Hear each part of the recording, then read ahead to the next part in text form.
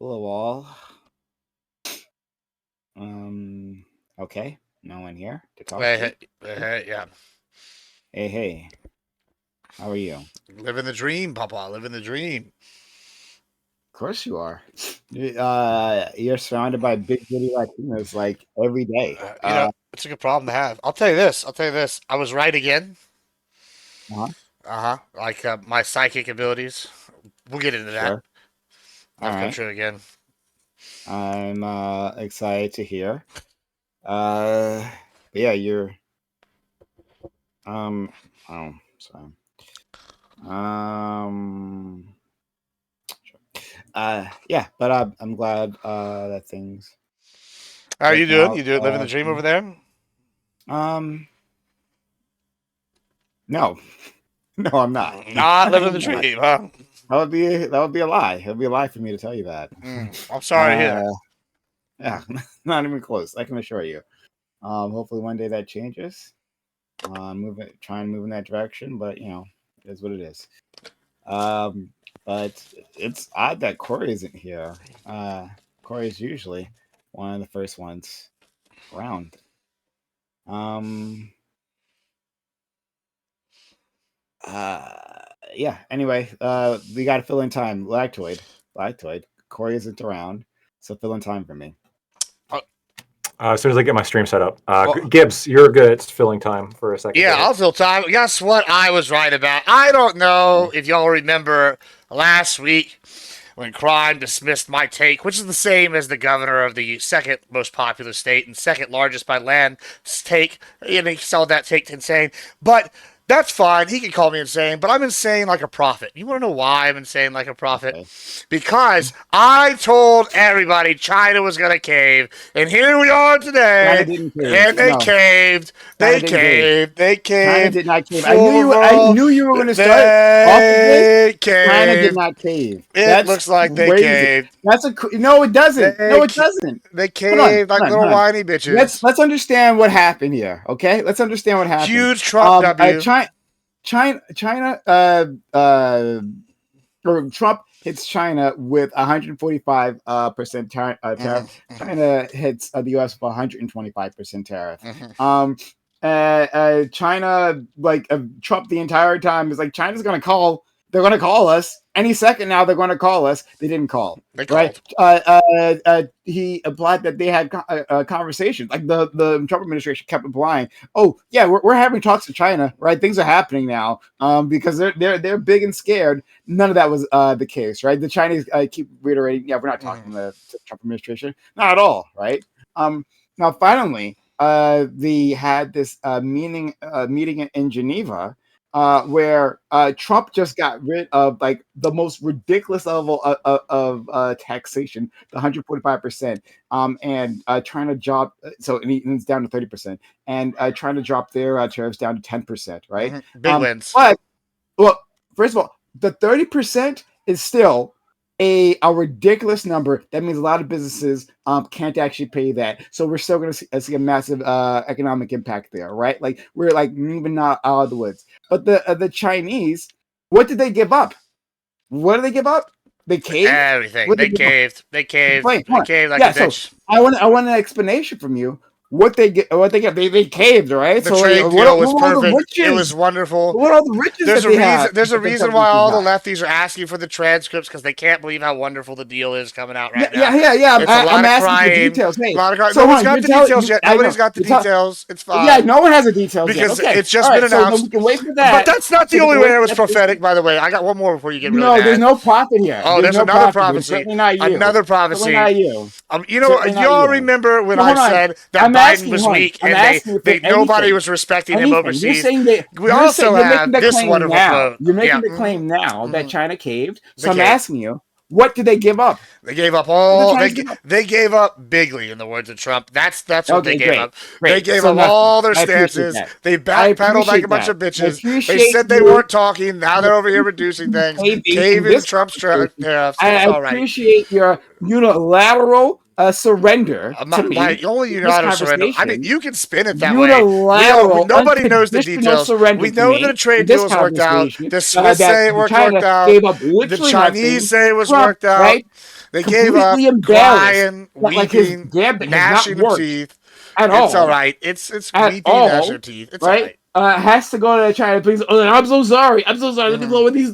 Historic deals were made. If they Historic came deals. completely, then the Chinese would have like dropped their tariffs, right? And Trump would have kept his, right? And he's like, all right, you better like work out these details Let me give you before another anything win. else happens. But none of that happened. None of that happened. Massive The Chinese gave up concessions. nothing, and Trump, Massive right, in concessions. tears, please, Xi Jinping, please talk to me, right? He's saying that maybe he'll have a conversation This is what we with Xi call Jinping by the end of the week. He said he didn't even say he definitely will have a conversation. He said maybe he'll call me, right? He will wait by the phone, right? Like he's been stood up by his date. He will wait by the phone for that call, but it hasn't happened yet. Maybe he'll go. I mean, it looks like according to them, and the decide. framework released, like, I don't their know. IP laws are going to be changed. They're going to honor American IP. Wondering, like, that is billions and billions of dollars. Yeah, so I mean, we got him. We got him. Like, Congratulations, we won. Trump desperate enough, maybe he'll put out. But so I'll just make him wait. Let me hit you with two more prophecies. Remember when I said that the reason that we were struggling in the Mideast is because no one respected us? Turns out that was right too. Iran's came out and said behind the scenes that nobody was listening to Biden. They said that nobody respected him because they didn't think he would do shit. I haven't heard that. Yeah, well, don't worry. I got a source for it. I got it. It's direct. I already posted it in the thing. To be clear, direct from the Treasury Secretary. Gibbs, I haven't conceded nothing. Okay, I don't believe it. If it's from Bessent, I don't believe it. Well, that's crazy. And I didn't concede anything. I also mentioned what they gave up. IP, they're going to have to follow American IP law. That's what it says in the framework. But you're saying they give nothing just because you don't have the framework. We know they gave up a bunch. That's what we see. You already know. You already know that I love disrespecting Biden every turn, right? So like, if you give me a reason to disrespect Biden, I will disrespect Biden. I'm just saying Scott Bessent is not a reliable source on this. The Trump administration in general isn't reliable. I think he's what you would call, right? If we were studying this historical document, this would be a first-person Biden administration came in after the Trump administration. It was trashing the first Trump administration, right? For all the mistakes that they were saying they were made. You believe them, right? You believe Biden direct source. No. This is the hold on. This is the mental gymnastics. Right? Here's the mental gymnastics you're doing. So y'all are like over here, like we need a transcript. Disaster. Hold on. You believe that? No. This is what's no. Give me that answer. I will give you the answer. I will give you the answer. Okay. I believe that the Democrats were lying to us wholesale. Right? They covered up the Biden mental incapacity wholesale. Here's the difference, though. I think the Trump administration is telling us the truth. They're telling us too much of the truth. Trump says he's going to do something every campaign message he said he was going to do. He has tried to come out and get it done. I'm just saying, just like when he said we got a big deal tomorrow, well, lo and behold, trade deals released with China. I'm just saying, he said it was going to happen, and it's like there's no trade deal. There's no trade deal. There's no trade deal. It's been out. There's no trade deal. It's been huge trade deal. Just what Hamas just say, and another diplomatic win. I just posted. Forward me the trade deal. The framework's been released. The framework has been released. It's already. No, Gibbs. Forward me the trade deal. You said there's a trade deal. Yeah, trade deal framework's been released. Yeah, now we have maybe huge deal. We have a list of maybes. They've given concessions, right? They've given concessions. Trump could save the world from an asteroid tomorrow, and y'all are complaining about asteroid debris. That's what y'all do. He could find a cure for cancer, and y'all be like, but the cancer companies, who's going to pay for the cancer people's I'm still waiting. I'm still waiting for that trade deal. I got it in my inbox. There you go. I'm just waiting right here. It's right here. We have the framework of the trade deal. It's released. Oh, we got a framework. I said the same words the whole time. I said right. Maybe we have concept of a deal. Maybe we have concept of a deal. Yeah, maybe. Right? Maybe. we're planning. God. We're planning to You know, dream. and then you know We're what's planning crazy? to It's dream about a crazy you trade say. deal. You know, it's funny you Okay. say this, Prime. I I'm waiting. know you don't even want me to give a point. Okay, so I will. so I'm listening. I'm getting it for you. Don't worry. Here's the thing. What's Okay. crazy is I know you're trying to hit it with some spin, and it's cute. But the fact is, every time y'all make fun of like Trump, like concepts of a plan, of these other things, he follows through and accomplishes something. Y'all are like he's not getting things Okay, done in all the right, Middle East. hold on. You sent me Hamas a is link really from the Hamas New is York really. Post. Oh boy, very exciting. But I'm gonna look at it. You go ahead and look at it Okay. while I'm talking. Hamas is releasing the American hostage next week. Big diplomatic win for Trump there. You know, That Trump, is. Yes, that's a win. That's a big one. That's a win. Trump's over here accomplishing what he said he was going to do with China. The implication is they're going to change their IP laws to follow American IP laws. That's all the framework. That's literally the first paragraph he says that. So Okay. I All right, mean, so let me read the first paragraph. so I'm of the talking week. about This is the IP. first paragraph. There's All right. still the The U.S. and implication China have being the agreed to a deal to help resolve the trade war raging between the world's Agreed to a two deal. economies. The Trump administration officials announced. Okay, great. They announced this. Where is the deal? Details of the deal struck during negotiations with Switzerland over the weekend were not revealed. Oh, Were not no revealed. details. Exactly. The Trump administration said there's a deal. There's a deal struck. Have not revealed anything, Oh, but officials teased more information will be shared on Monday. Here's what's crazy. Okay, great. Here's what's crazy. I want to show you your logic real quick, Prime. Hey, wait a minute. Hey, do you remember those? Hey, do you remember those 75 countries? Wait a minute. Before we get to that, do you remember those 75 countries? I remember. He was doing a deal with, right? I remember 75 plus countries. He said he's doing a deal with, right? And then when the press asked him, hey, which countries might these be? It's classified. We can't tell you. No details can be revealed as to what countries have come into us hat in hand after Liberation Days, begging Trump to make a deal because it was all bullshit. And so far, all he's produced is a lame ass, right? Nothing burger of a deal with Great Britain, which is a deal. It's a deal. I'll give you it's a deal. It's a nothing burger of a deal, but it's a deal. He got our closest ally in the entire world to finally do something, and then from there, nothing. Nothing. No deal. I mean, that's one way to spin it. The other way is that he's negotiating something. But here's the deal. Hold on. I just want you to. I want you to show. I want you to just do what you're doing right now. All right. I'm gonna do the same logic now. I'm not gonna. I waited for you to finish here. So let me just hit you with this. This is the same logic. So we know that the Swiss have said there's a deal. The Chinese have said there's a deal. And the Americans said there's a deal. Hold on. And so we know they were negotiating. If there was other people saying there was no deal, there would be news coming out here and saying that. However, the Chinese indicate there's a deal, but they are also lowering their tariffs. That seems like there's an indication there's a deal. Everything points to there's a hold on. I know that you. Well, okay, we can debate that, but let's just go through the logic. China comes out and lowers their tariffs. Trump lowers the tariffs. Trump says there's a deal been put in place. China's already spinning it their way. So America's already spinning it their way. Sounds like a deal. Now here's the thing. You're telling me that you're going to go, we want this standard. I have to see the word for word deal right now to believe there's a deal, even though the New York Post is reporting there's a deal. They're a reputable thing. Whether or not you like them is a whole different thing. But they at least meet news store standards. Okay. Now hold on.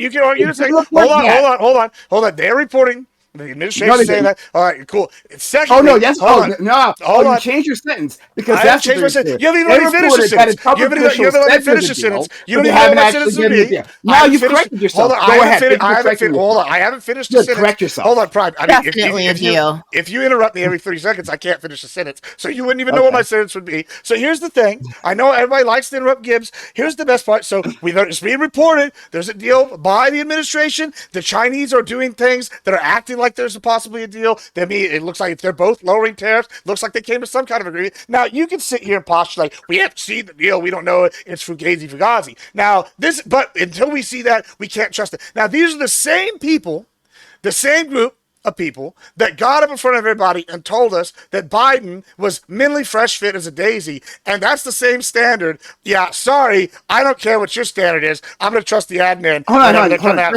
First of all, once again, I was saying the entire time that they were lying about Biden. You were here. You heard me, right? So we're all on the same page there. Biden lied to the American people. DNC lied to the American people. Kamala Harris lied to the American people when they said Biden brain wasn't melting, right? We already understand that. So don't hit me. Let's with just that, take a okay? All right? quick hit. Who I here was- thinks there I was was a an deal? honest actor. I was Who an thinks honest there was a actor deal during done? that moment. You were there the entire time. You watched me say it. So like, Who let's in the move room past thinks that. there was a deal? But I'm asking you now. I'm going to ask you Based I'm off the gonna ask I information will we did. believe Where in there this? is I a didn't see deal it. when my inflation is over.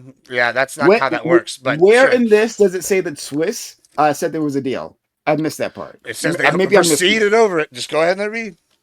Hold on. Yeah, where's the? I'm gonna Control F. Swiss. No. Mhm. Oh, Swiss. It's, okay, Switzer. Who? I'm looking for it. It's Switzerland here. Yeah, they were in Switzerland, but where does it say the Swiss official said there was a deal? Oh look! China just admitted there's a deal. 5 hours ago. So I mean, if China's saying there's a deal, this is you from have to show me. I got it. This is from CNBC. I got it. Hold Okay. on. They're saying it's a big win for Beijing, but now they're saying it's a deal, so they're spinning it. So at least now, whether or not it's a spin, it's saying they got a deal. Okay, oh man, what happened to your mic, Gibbs? What happened to my mic? Do we have the wrong mic? You sound you sound very far away. It sounds fine. He's got that Chinese deal mic.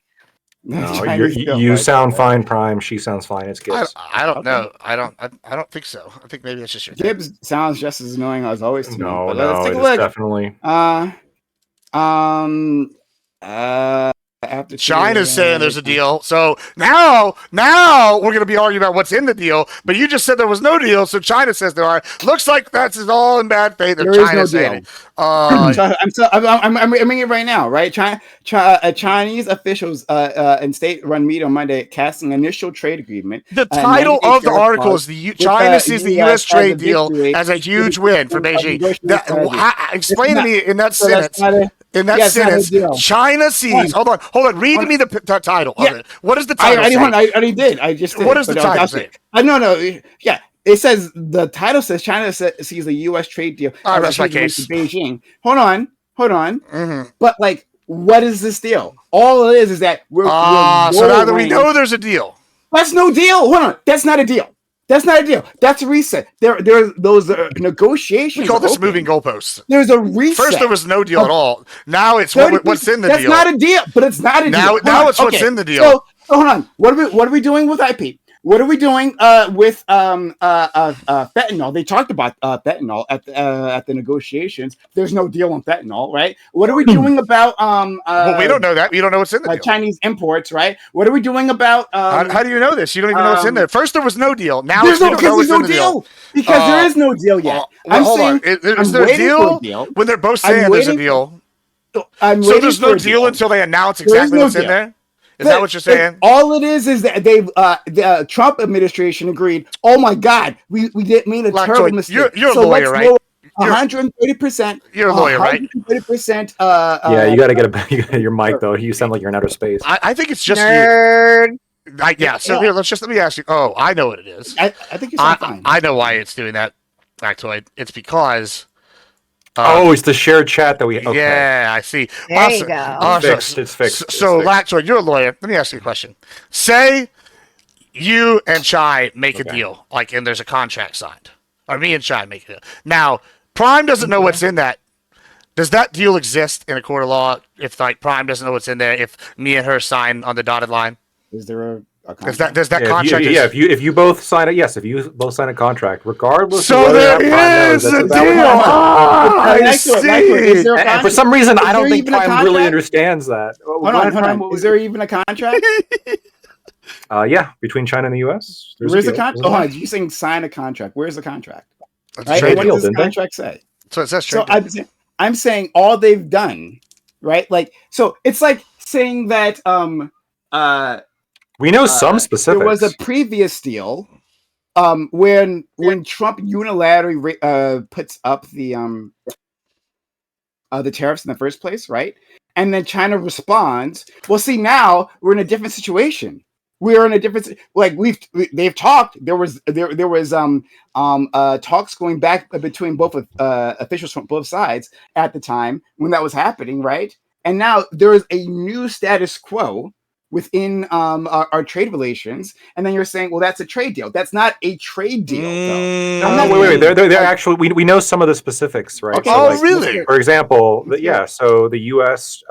Dropped tariffs from 145% to 30%. Yeah, and China dropped their tariffs from 125% to 10%. That's not the only one. There's also now a trade. That's what I said at the start. That's what I've been saying. Okay, why how's that not a deal? That's not a deal. Hold on, there's also other things that have been agreed upon. To be clear, what I'm talking about, right, is a trade deal, right? Like a trade deal. Hey, how are we going to manage? So comparing that now, I just called it a nothing burger because it's a fucking nothing burger. But comparing that to what happened with the UK, right? With the UK, that's a trade deal, a nothing burger. But like in that trade deal, you can look at the trade deal. You can see what we're going to do with trade. You can see that's not the only thing that's been agreed upon. We also know with cars and steel, right? Those are the two big parts of that trade deal. Right? There's also been trade consultation mechanisms established going forward for further talks. That's also been established. No, it's a mechanism, like a special phone line. Hold on. That means a lot. Like, are you saying Prime, this is that thing. Are you saying like the red nuclear phone in Russia and the one in the president's office is not a massive negotiating point back in the day? No. Is that something you signed a deal on? Oh, so it's something you signed a deal on, though, right? Stop trying to move the goalposts. Right? Oh, you're the one moving the goalposts. First there was no deal. Now there's a deal, but it's not good enough for you because you don't know all the specifics. What you said is that let's rewind. What you've said is that China has collapsed and surrendered. Surrendered. Right? They have. They didn't surrender. Right? That's been my unconditionally. That's been my contention, right? And then you're saying there's a trade deal. I say there is no trade deal, right? And then what you respond I presented that there's a trade deal. But they talk to each other. No, and then there was a lowering of the tech. No, I presented several articles that both. And first you said hold on. His exact quote. Your exact quote earlier was that China. Hold on. Your exact quote earlier. This is your exact quote, Brian. Was China says there's no trade deal, and I quoted you a CNBC article where China says there is a trade deal. Okay, then hold on. The title is technically it was a deal on trade. I will go back. I'll pull back on one thing. I'll correct myself. Right? China's saying there's a trade. They use a specific word here in the article. It wasn't trade deal, it was something else. Sorry. Fuck, I can't find it. But they didn't say trade deal. They said trade agreement. Trade agreement. Oh my god! No, hold on. Agreement versus deal. Oh my, come on. Hold on. If I call it right, if I say if I am. Trump could cure cancer tomorrow. They'd be like, but the people that work at the cancer drug factories, bro, we got to save the. Hold on. All the things killing jobs, Trump by curing cancer. All the things that Trump has wanted, right? As he said, he listed a whole list of demands, right, for a deal, for a trade deal, with China, right? Where are those? Yeah, he didn't get all the actual deal that we've been talking about. The deal that I'm talking about is all the demands that Trump has asked for. Where is that? Where is it? It looks like we don't know the specifics, but we got him. We don't capitulated. Hold on. The Chinese last week, this is a direct quote from one of the guys, is we're not talking to them. We're not going to do nothing. This week they made a deal. Sounds like somebody capitulated. They did. Oh, they did. They agreed. Literally, the little title of that article is China trade deal. That's what they say. Oh my God, friend. I mean, you're arguing with facts. Friend. I'm sorry. Facts don't care about your feelings. But there is an agreement that doesn't cover any of the things that we asked for, or at the contention, right? Are the things that started this in the first place, right? Like or China subsidizing its industries, right? That's another thing that they've talked about, right? None of that is here. It might come eventually, right? But What do you mean What do you mean I mean, this is just like the moving goalpost of the century. First there was no deal. China said there was no deal, and now it's like, well, this deal's not good enough to count. Like this is like when you're like this is like I lost my virginity. You're like, really? Did you? Oh well, I just rubbed my dick on the outside of her pants, so it counts as dry humping. You're like, right? Come on. You're so desperate for a win. I mean, I'm not desperate at all. We stayed winning. You've got to parse my words in every. I'm not the one parsing words. You're the one who literally was like, it's an agreement, not a deal, Gibbs. It's an agreement, not a deal, Gibbs. That was what you just said. I'm parsing your words. Hold on. Yes. But where's the deal? I keep asking. Oh, okay, so there's a deal, right? It's an agreement, Gibbs. It's not a deal. It's not a deal. It's an agreement. Yeah, hold on. No. But we can call it. You can call it a trade deal. But where's the trade? Where's the details of the trade deals? If they didn't do a blood oath, that doesn't count. A trade deal that includes nothing on trade. Oh yeah, except for tariffs changing. Talks about like a trade mechanism. I proposed several more articles. Provide me the article. Well, first there was no deal. Remember, Prime, and now there is a deal. It's just not good enough for you to be counted as a deal. The reason why we're here in the first place, right? Nothing has been addressed. Not a single one. Not a single one has been addressed, right? And when you give me the article that says we've actually addressed those things, well, then I'll say, well, it looks like there's a trade deal. There's a trade deal because there's a deal, right, that demarks how we're going to trade. Yeah, that makes sense. I mean, crazy. Yeah, that's crazy. Listen, I'm sorry for being so unreasonable. Hold on. If this is real pedantic, I gotta be honest. It's like real moving. Okay, sorry. Hold on. Is there where's the rest of the? They came to. Hold on. This was absolutely a deal. Okay, I know what you're saying. You're saying that like, but it wasn't like the big deal. It wasn't like the deal that I'm expecting them to come to. It's a capitulation because China said they weren't doing shit. It's possible, yeah, it's possible there may be another like more permanent deal, but this is like a pretty major Which is deal. what I'm asking for. This is a major deal. This is a reduction in tariffs. China said they weren't going to do nothing. By the way, for all for all the shit that like Trump's getting from the lefties about this. First of all, don't give the man shit when he's doing something correct for once here on this tariff question. Yes, drop the tariffs. Good shit. Secondly, you could even argue he's technically still winning because China dropped their tariffs. Like China's tariffs like a third of ours now. But China also said they weren't going to do anything, and they totally backed off, and now it made a deal. That's capitulation. When you go from I won't do something to making a deal, that's capitulation. Originally, China never said that they weren't ever going to talk to Trump. No, they never said that.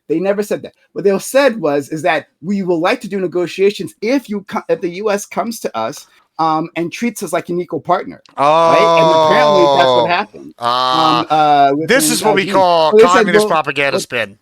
What are you talking about? That's what they said. That's literally what they said. What are you talking about? Anyway, I have watched the clips from their ambassadors saying we ain't doing shit. I literally. Do you have a quote from China? Okay, I'll find one. Don't worry. Just like I found the deal. You haven't provided a single source. I provided sources for everything I've said so far. Just to be clear, none of your claims have been backed up, but I found the sources. So when you said, "Let me find another one." Hold on. My claim is that there's no this agreement, this trade deal isn't the deal, right? And there is no within this agreement. There's nothing that actually manages trade. Not a single thing, as far as I know.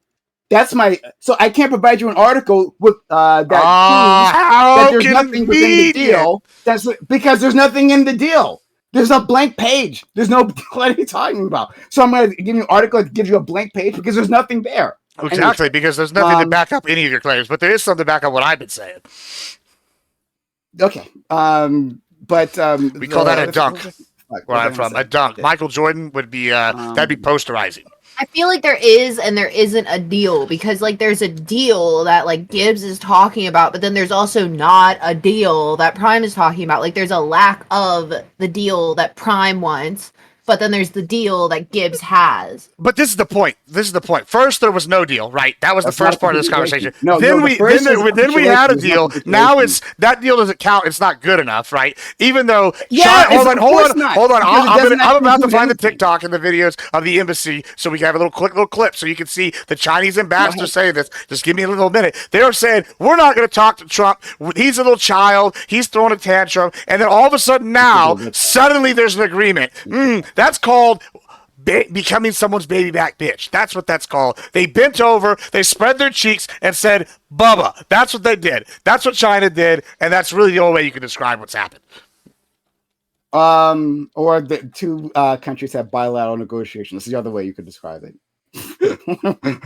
That you can say that, or two countries had bilateral negotiations. I don't know. Yeah, you go. 3 days ago they said some shit like this. We said we're gonna outlast them. Further into. Are you reading the details of the deal right now, Prime? Are you looking at the deal? No, because there is no deal. No. I'm still I'm waiting for that. There's no trade deal. Well, is it a deal? Did they come to some kind of agreement about trade? No. There was no agreement to lower tariffs. Nothing in there. There's nothing in there that like talks about the. I'm just not going to repeat myself. Was there any agreement to lower tariffs? Hold on a second. Hold on, looking for something. It seems to be a deal to have a deal. How does that even make sense? How do you have a deal to have a deal? Sorry, I read a chat thing. It's an agreement to talk more, right? And countries do that. Countries do that. They have they agree that we and has landed directly. Is it like a pause on the beef? Like you just pause the beef for a bit? Never kneel down. I mean, it's not really pause. So, like, what we know, right? Here's the details. President Donald Trump's economic tactics, is that they lowered the tariffs. Right? So music, the U.S. lowered the tariffs by and bold 130%, claims of American and China bullying. lowered the tariffs by The video 150%. positions China, ironically, as a defender of global fairness. Trump says we will reevaluate once again in 90 days. So another 3 months. Right. So from Liberation Day, right, which is April 2nd, he said these tariffs they put on the entire world, right? That was going to last for 90 days. He at that point, I believe the tariffs for China were 84%, if I'm remembering correctly. I might not be, but I believe that's 84%. And then never kneel down. There's two sources right there. Right. So hold on 1 second. So they was at 84%. I think China was the next one to respond there by raising tariffs, but maybe that came a little later. Anyway, Trump bumped it up to like I think it was 125 or 145 or something like that. I think it was 145. No, something. There was another one between. There's been multiple levels where they bump it up, and then China was like, okay, we're not going to bump our tariffs anymore. They stopped at 125, and like, well, there's like literally no point, right? The numbers are just going to go up, but like. At this level, like it's a practically embargo, right? Where no trade is going to go across. So we're not even going to bother raising our numbers, right? And they said we will not talk to the United States until we are being treated as an equal partner. And then now apparently there were some conversations back and forth, and then they end up in Geneva, which happened this weekend, I believe. And there was talks, and now we're here. Now we're at. So I'll take a look at. So I posted a link to one overall news agency one talking about the video. Then I posted an article with the direct video released from China's ministry, whatever ministry they're calling it, called Never Kneel Down. It's a direct response to the tariffs, saying we'll never do it. Now, I don't know about you, but if I posted a fiery rhetoric video called Never Kneel Down, and then CNN today, 5 hours ago, is posting an article titled, and I quote, how Trump managed to get his much needed China trade victory, and then in there it goes into the new realities, dramatically higher tariffs being implemented on China going forward, as well as some other things. It looks like we call that a W, Papa. I'm sorry, you're just wrong. Hold on, how? Sorry, well, I have to because I haven't seen this, so I'll have to take a look. It's all right to be wrong sometimes, and this time it's you. Does it have a transcript? I don't want to play it. I mean, you can watch the second one has the quick little video. Does from it? China. Is it subtitled? Yeah, if you look at the one Global Times, it's got Never Kneel Down. It was their actual Global video. Times, okay. I think it's subtitled. Okay.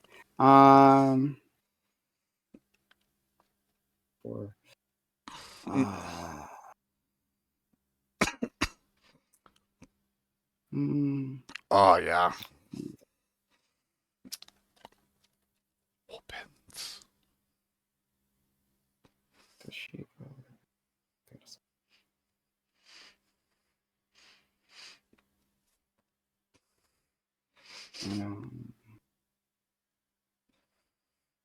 This is the woodshed.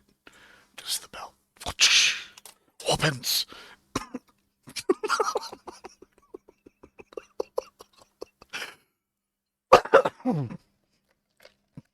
Prime in shambles right now. No, I'm still waiting for. I'm looking for it, but it's 2 minutes long. They're saying appeals are always arrogant. They also keep flopping and playing hardball. But China will stand firm, no matter how hard the wind blows, no matter how clouds rage. I'll read it out for you. The darker the night, the brighter the stars shine. Oh my God! Seriously, guys. Somehow, someone has to step forward, twitching hand to shatter the fog. Oh, man, this is.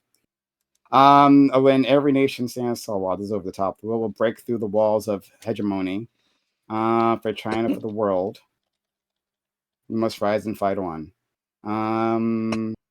Okay, so I'm still. Where was it? I mean, if you don't believe that one, here's the Wall Street Journal saying it. I mean, like they're all saying the same thing. I'm still waiting for the. I think it's titled. What I asked for. I think it's titled. What do you think what do you think I asked for? Before we continue? What do you think I asked for? Well, what you asked for was this, and I quote: "This is here the thing. I want proof that they said they're not going to back down from negotiations, or they're not going to." Hold on. You did say that. You I didn't say that. Stop running. This is in bad faith. You just said, and they literally, literally the propaganda ministry, whatever it is, released this video and I quote, in direct response to his tariffs. They're never going to kneel down. They're never going to back down. And you're sitting there talking about, well, they want to come to equal partners. No, hold on. Yeah, it's a loss. Not what I asked for. It's a loss, bro. Oh my God, sorry. dude, stop it. Shut up for a second. That's not what I asked for, right? And I didn't say they hadn't released any fire rhetoric. I'm saying what I said is that they demanded to be treated as equal partners. They said before they would talk. What are you talking about? Yeah, never kneel down sounds like we'll talk. Never kneel down doesn't mean not talk. Yeah. Never kneel down. Okay. That does not what that means. Hold on. We're in the video. So you gave this video. Where does it say that we will never reach any sort of deal with? Yeah, never back down, never kneel down. Ooh, that's what they're W press, Gibbs. W press. Yeah, I mean, whenever you read it in conjunction with the statement released by the ministry, it's pretty clear what it means. I'm gonna get you a source. 1 second. I mean, I posted about 6 sources so far. Ooh, he's getting a source.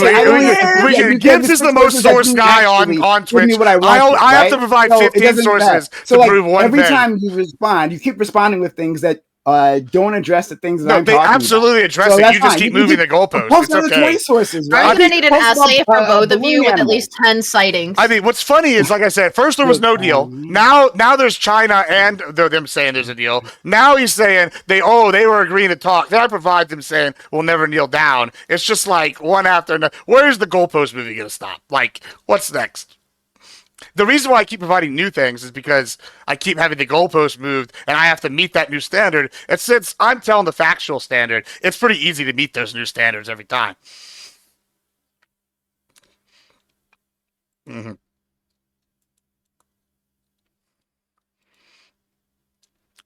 I've never seen Prime this passionate.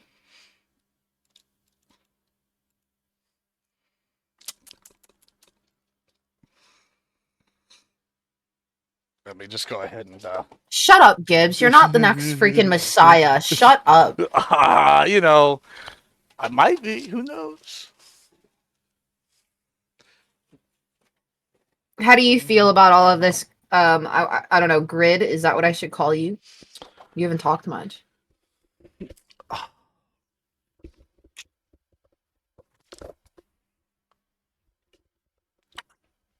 Oh, you have 2 people in the waiting room. What are they doing? Oh yeah, there's people in the waiting room. Why wouldn't I want to hear grid testy? What do you think about that? I think it's very accurate to the current situation.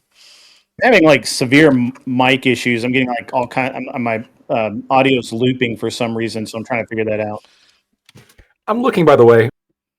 Trump said he's not going to use the plane after he's out of office.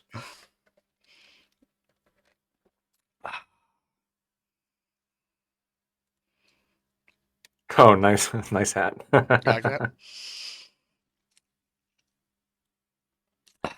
It's just, I can't, like, the first Hamas win, now that China win, literally, he could cure cancer. They'd be like, this guy's terrible. He could, like, make world peace. They'd be like, what about the arms manufacturers? I would say that. I do think it's kind of interesting how, like, I think I've seen the first criticism from, like, left-leaning people about lowering Medicaid, like, medication costs. Oh, yeah. After Trump said that he wanted to do it. Well, now they suddenly... Never seen them talk about that before. Now they understand trickle-down economics. So, like, what about the R&D? Yeah, they're making very solid arguments about R&D. It's very crazy how suddenly we all understand. Convincing to me. Yeah, it's just okay, y'all told us this wouldn't happen whenever we're going to enter marketplace insurance, but when Trump does it for prescriptions, suddenly now when the same logic's applied, oh. By the way, your hat's not cool. It's not the black Elon Musk one. That one is really hard to get, apparently. I've been trying to order it for a while. You don't have it, so you're not cool. Well, you don't have any hat, so... I don't need a hat. Yeah, you should. My hair is red. I don't need a hat. You gotta cover up that bald spot, you know what I'm saying? I don't have a bald spot like you do. That's why you wear a hat. Listen, I have luscious hair. Oh, see all those bald spots? I see them. They're everywhere. Really bald. Really bald. Really bald over there. I look like Jesus, bro. I don't know what you're talking about. I bet you're not even buoyant at all. I bet you just sink. Yeah. That would mean I was all muscle, so yeah, sure.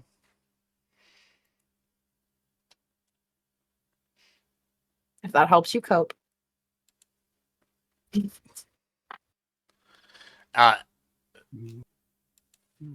okay, Prime? Apparently, he's got his headphones off. Apparently, Ronald Reagan has a plane in his presidential library. Trump wouldn't even be the first one to do it.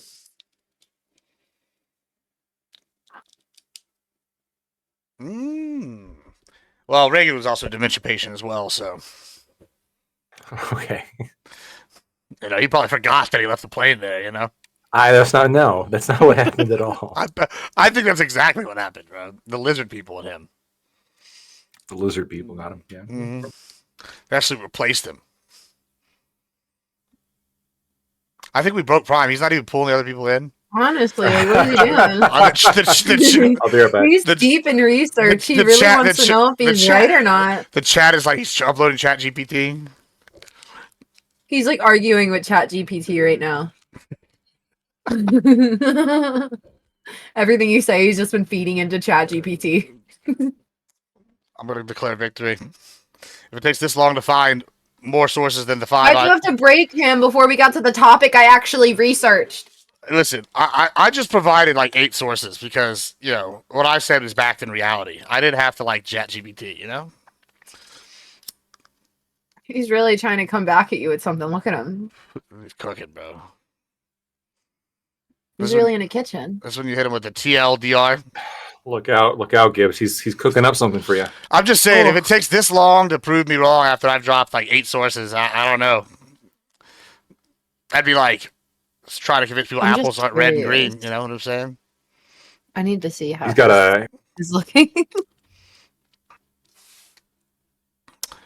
He's got a sick TYT video about to drop. Just you watch.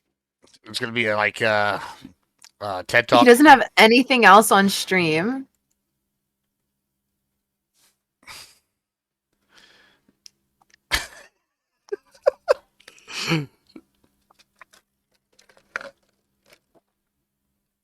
All right, it's crazy now. That's a real thing. Like I go on a show, this is like it's like every show. I'll make a claim, and they'll be like, "Crazy, you're insane," and then I'll provide a source. They're like, "That's not good enough." I'll provide another one. That's not good enough. You'll provide like 3 or 4. They're like, "That's not enough." And I'm like, "Why y'all say this is the insane take?" Like last week they said it was the insane take, and I'm like, the governor of Texas has the same take as I do. Are you like, unless you're just saying we're all insane. So you probably do have an insane take, okay? Yeah, listen. If the governor, Abbott is an American hero. First of all, like the man has overcome being hit by a tree to become the governor of the greatest state in the union, the nation state of Texas. Listen, I mean, I agree with you that like he obviously had like a personal, I guess, challenge to overcome getting hit by that tree. What a goat! It's impressive. I'm not sure I could do it, but wasn't a big fan of the whole "you don't have the correct license" argument. Also, there's like 10 people in the waiting room. Here we go. Hi, Prime. Welcome back.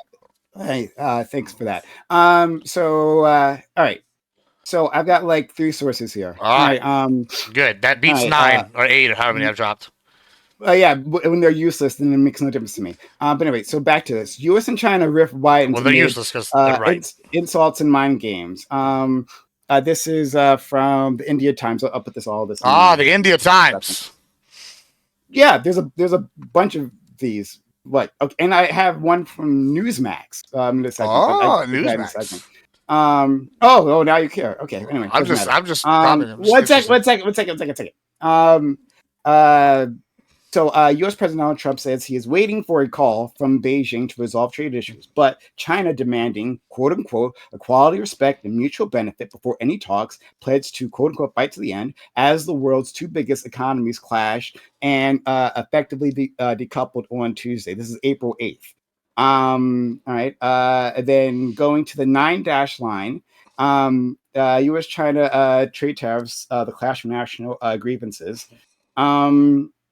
On April 10th, a Chinese Communist Party foreign ministry spokesperson declared that China would not sit idly by while the quote-unquote legitimate rights and interests of the Chinese people are denied. And in response to President Trump's comment that China wants a deal but does not know how to go about it, the spokesperson responded, if the U.S. truly wants to talk, it should let people see that they are ready to treat others with equality, respect, and mutual benefit. Interesting. Then there is, this one is from Newsmax. The title, China emphasizes equality, respect, and U.S. trade talks. As this is from what are you saying for? I don't understand why because this is all just biased partisan spin. Because it's pretty clear that's what this is. I mean, it took you 45. It took you 30 minutes to find 3 sources. When I literally just typed Trump China deal, and it's like Trump win, Trump win, Trump win. I did. Then you said they didn't say something, and like 10 seconds later, never back down, never kneel down. Hold on. I let you talk for a while there, right? I put my headphones down because I had to actually, because you had to hunt it down. Actual research. The India Times. Shut up. To do actual research, you actually need time to do this, right? I wasn't prepared to talk about this at this moment. I would have had my sources ready if I thought we were going to talk about this, but I didn't. So I have to find my sources, ones that are actually relevant. If I wanted to just bring articles that talked about the trade deals and had nothing to do with responding to what you're saying, well, then I could have just typed that in as well. But I'm not an idiot, not like you. Yeah. So I guess I'm an idiot because I proved everything I said, and you posted the India Times, bro. Like, come April 23rd, where once again, when was this from? If a negotiate, this is Newsmax. When a negotiated solution is shut up.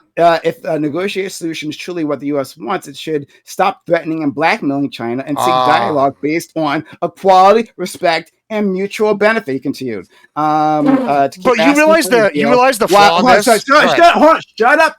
To keep asking for a deal while exerting extreme pressure is not the right way to deal with China and simply will not work. There you go. So will not work. Really? So this is what you just said. Read what you just said. Read that sentence again. right. You read the. I'll read it. The blackmail pressure is not right with the deal with China, and simply will not work. Oh, so hold on. At the beginning of that, though, at the beginning of the sentence you read, this is the thing: is when they classified it as blackmail, extortion, and now they pressure, and then they go, oh, well, we want to be treated with respect. So here's the deal: this is what you're admitting. They're saying we're not going to do this as long as those things go on. Trump keeps those things up. Suddenly, there's a deal done. So what exactly did Trump do between now and then that made them suddenly back down? Oh, the answer is nothing. So they engaged into negotiations with him, even though he didn't back down on those things until just now after coming to your agreement. Even in your own source, they're admitting that they're a bitch. That's hilarious. Thank you for proving my point. You just proved my point. If they were gonna not talk to him, why'd they talk to him in Geneva then? I see it. Why? Why'd they talk to him in Geneva? Hold on. So this is from Bloomberg. Xi defiance. Hold on, this is from Bloomberg. Xi defiance pays off as Trump meets most China trade demands. Xi Jinping, a decision to stand his ground against Donald Trump, could hardly have gone any better for the Chinese leader. After 2 days of high-stakes talks in Switzerland, now you're debating about what I said at the beginning. One of the world's biggest economies announced Monday a massive de-escalation in tariffs. And it goes on in a carefully coordinated deal. Carefully coordinated deal. Oh, so there is a carefully coordinated deal. No, it wasn't. It said coordinated joint statement. Shut up. That's not what it said. Oh my God, you're such an idiot. And then back to you can keep saying that, but everything keeps proving me right so far. It's the dramatic reduction. I mean, if I'm right and you're wrong, you call me an idiot. Shut up. The dramatic reduction exceeded expectations in China and sent the dollar and stocks soaring, providing some much-needed market relief for Trump, who is facing pressure as inflation looks set to speed up at home. Chinese equities also surged. Now, the deal ended up meeting nearly all of Beijing's core demands. The elevated reciprocal tariff on for China, which Trump set at 34% on April 2nd, has been suspended, leaving America's top rival with the same 10% that applies to. So now you're back to arguing about what's in the deal, which, like I said, hold on. Hold on. I want you to examine your own argument. Here's your own argument. You said they only wanted to be treated with trade respect. All right. Do you admit before this deal was done or not done or whatever you call it, before yesterday, there was no backing down on tariffs Trump on China, correct? China had before yesterday, all the tariffs were in place, correct?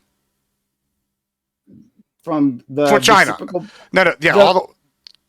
on, so I just want to be clear what you're asking me. You're asking me about the tariffs that China put in place against. No, I'm asking about the ones tariff put in place. No, the ones Trump put in place first against China. Okay, those were all in place up until yesterday, correct? They were all up in. Yeah.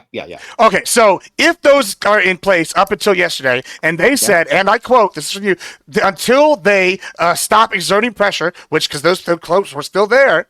Guess what they did? If they didn't ever end until yesterday, that means Trump and them didn't stop putting pressure, and they still came to talk and agreed to a deal. That's literally what that means. You understand that, right? You're literally. Oh my God! Unless you're retarded. I mean, like it's that clear. It's A plus B equals C, bro. Stupid, right? Oh, this is stupid. Okay.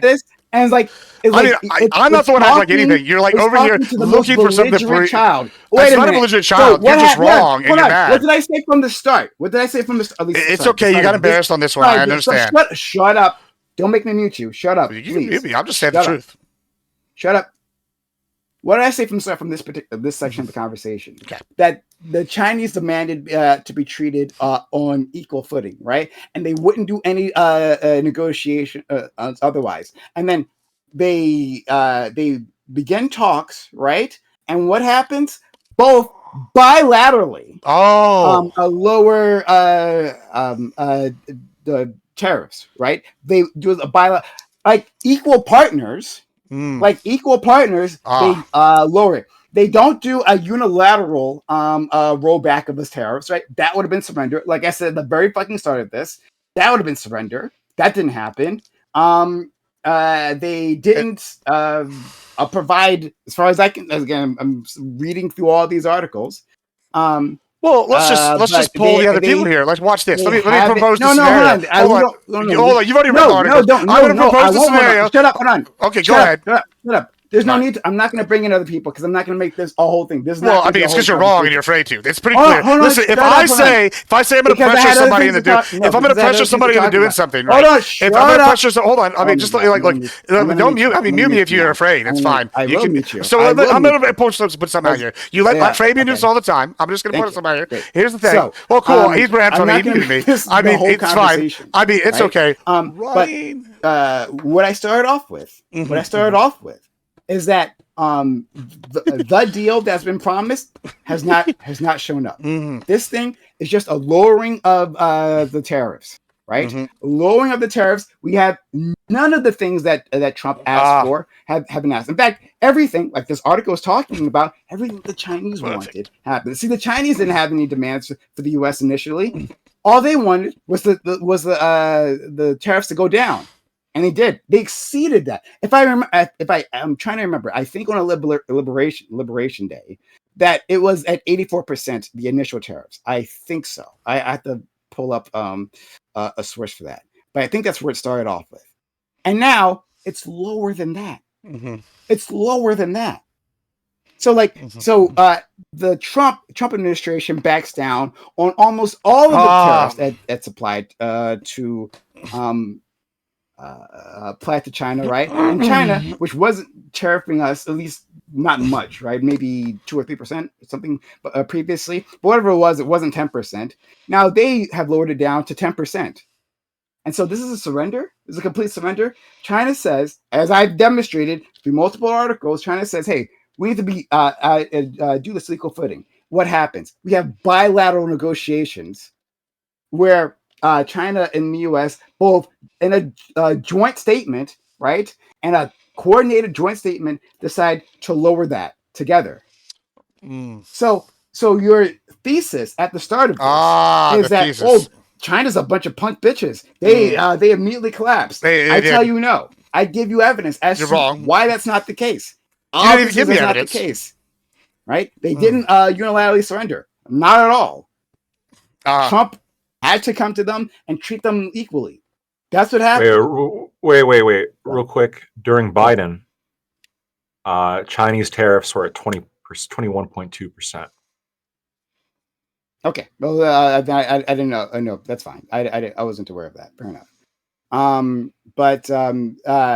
So then it lowered them. So if I got that wrong. Yeah. So Trump cut Chinese tariffs on us by half. That's a win. Yeah, hold on. But those were, if I'm remembering correctly, that those tariffs were in response to Trump's initial tariffs previously. I have to see. I got to do more research on this. But remember, so in the first Trump administration, there was a trade war, and there was the part one of this, right? He puts tariffs on China. My understanding is that, and correct me on this, right? But my understanding is that Biden continues those tariffs afterwards. And then those China put tariffs on us in a response to that.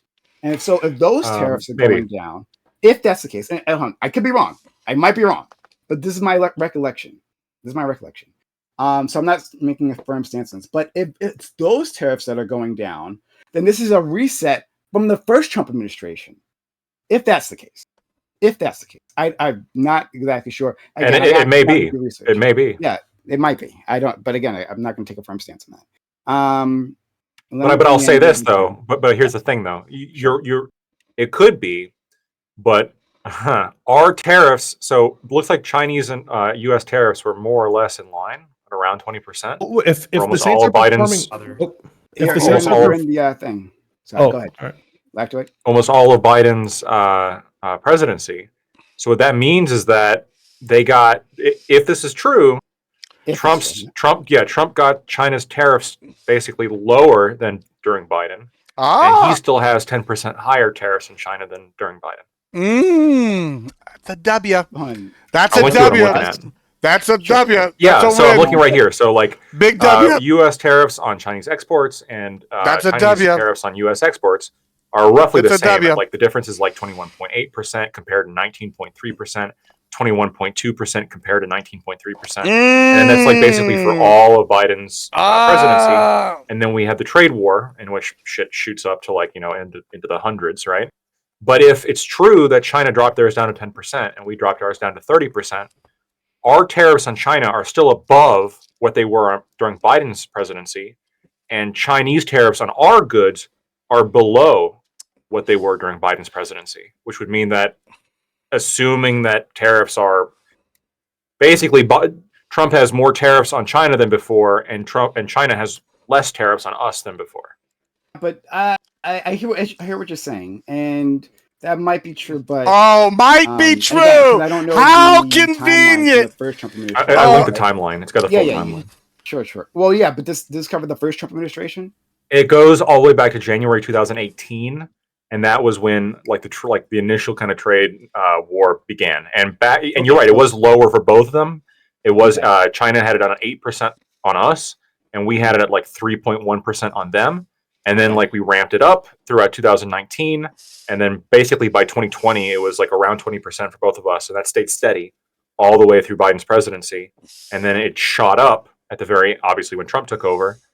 But if this is true, where we're down to 30 on them now and they're down to 10% on us, this is still assuming the tariffs are favorable, which I'm not assuming, but if you follow Trump's logic, it is.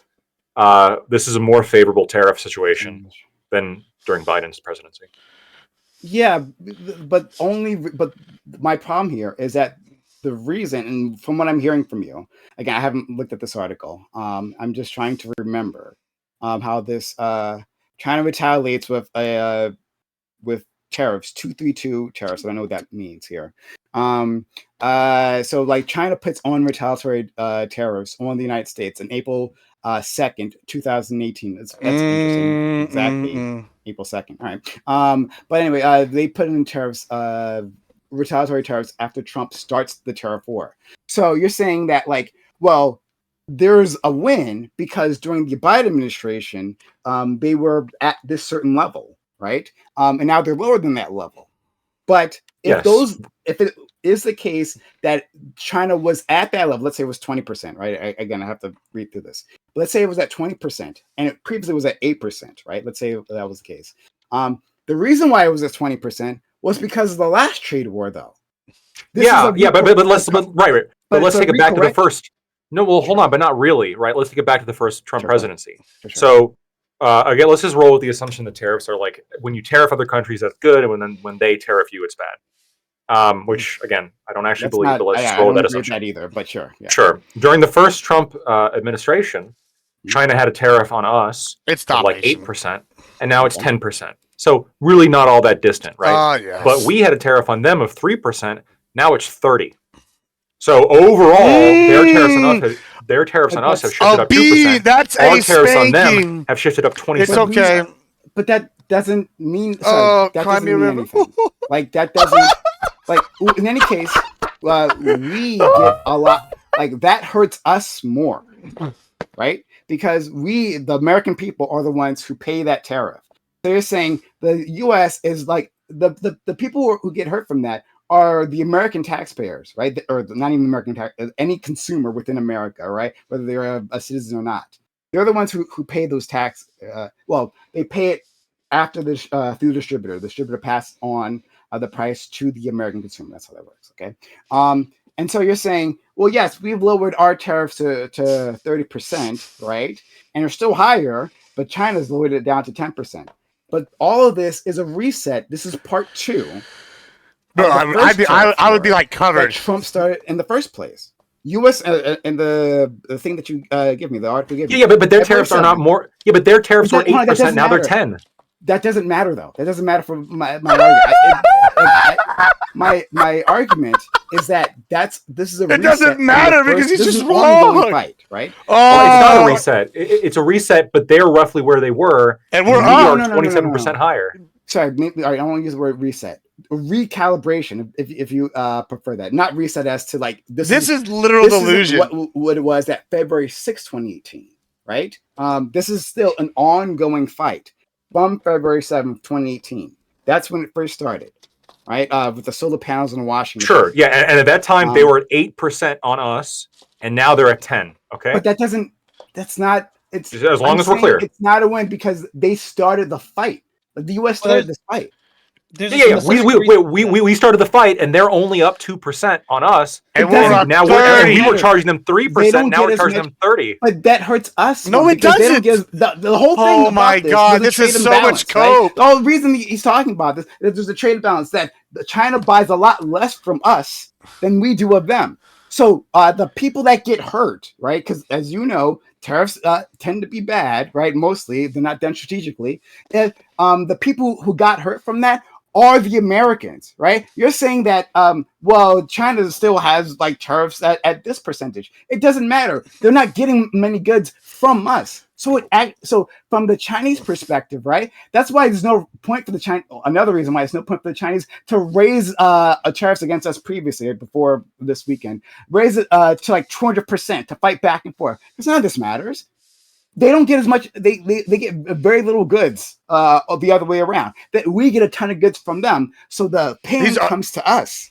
So it doesn't matter if it's like 2% more than it was previously, right, or whatever. These things aren't apple to apple. If you're just looking at the numbers, that's not like that doesn't. Well, but also like those extra percentages, that 30% or whatever, that's a specific thing. Like it's not part of that negotiation. It's a separate negotiation. It's the part that had to do with fentanyl. So we have a specific tariff on them over fentanyl that accounts for the 30%. So, or for the 20 of the 30%. So it's really 10 and 10 are equal, except that they added another 20 for the fentanyl stuff, and that's a separate negotiation. That's why it's happened that way. But I just want to say, like in regards to Prime's point about whether this is like a deal or not, I think the thing to look at are the list of demands that Trump said that he was making, that he wouldn't back down unless these things were met. Okay, and there's a whole list. One of them is the reduction of the trade deficit.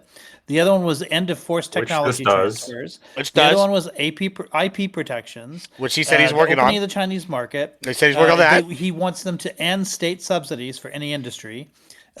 He wants them to stop currency manipulation, and he wants them to meet the $200 billion target that they agreed to in January of 2020. So he wants those 7 things.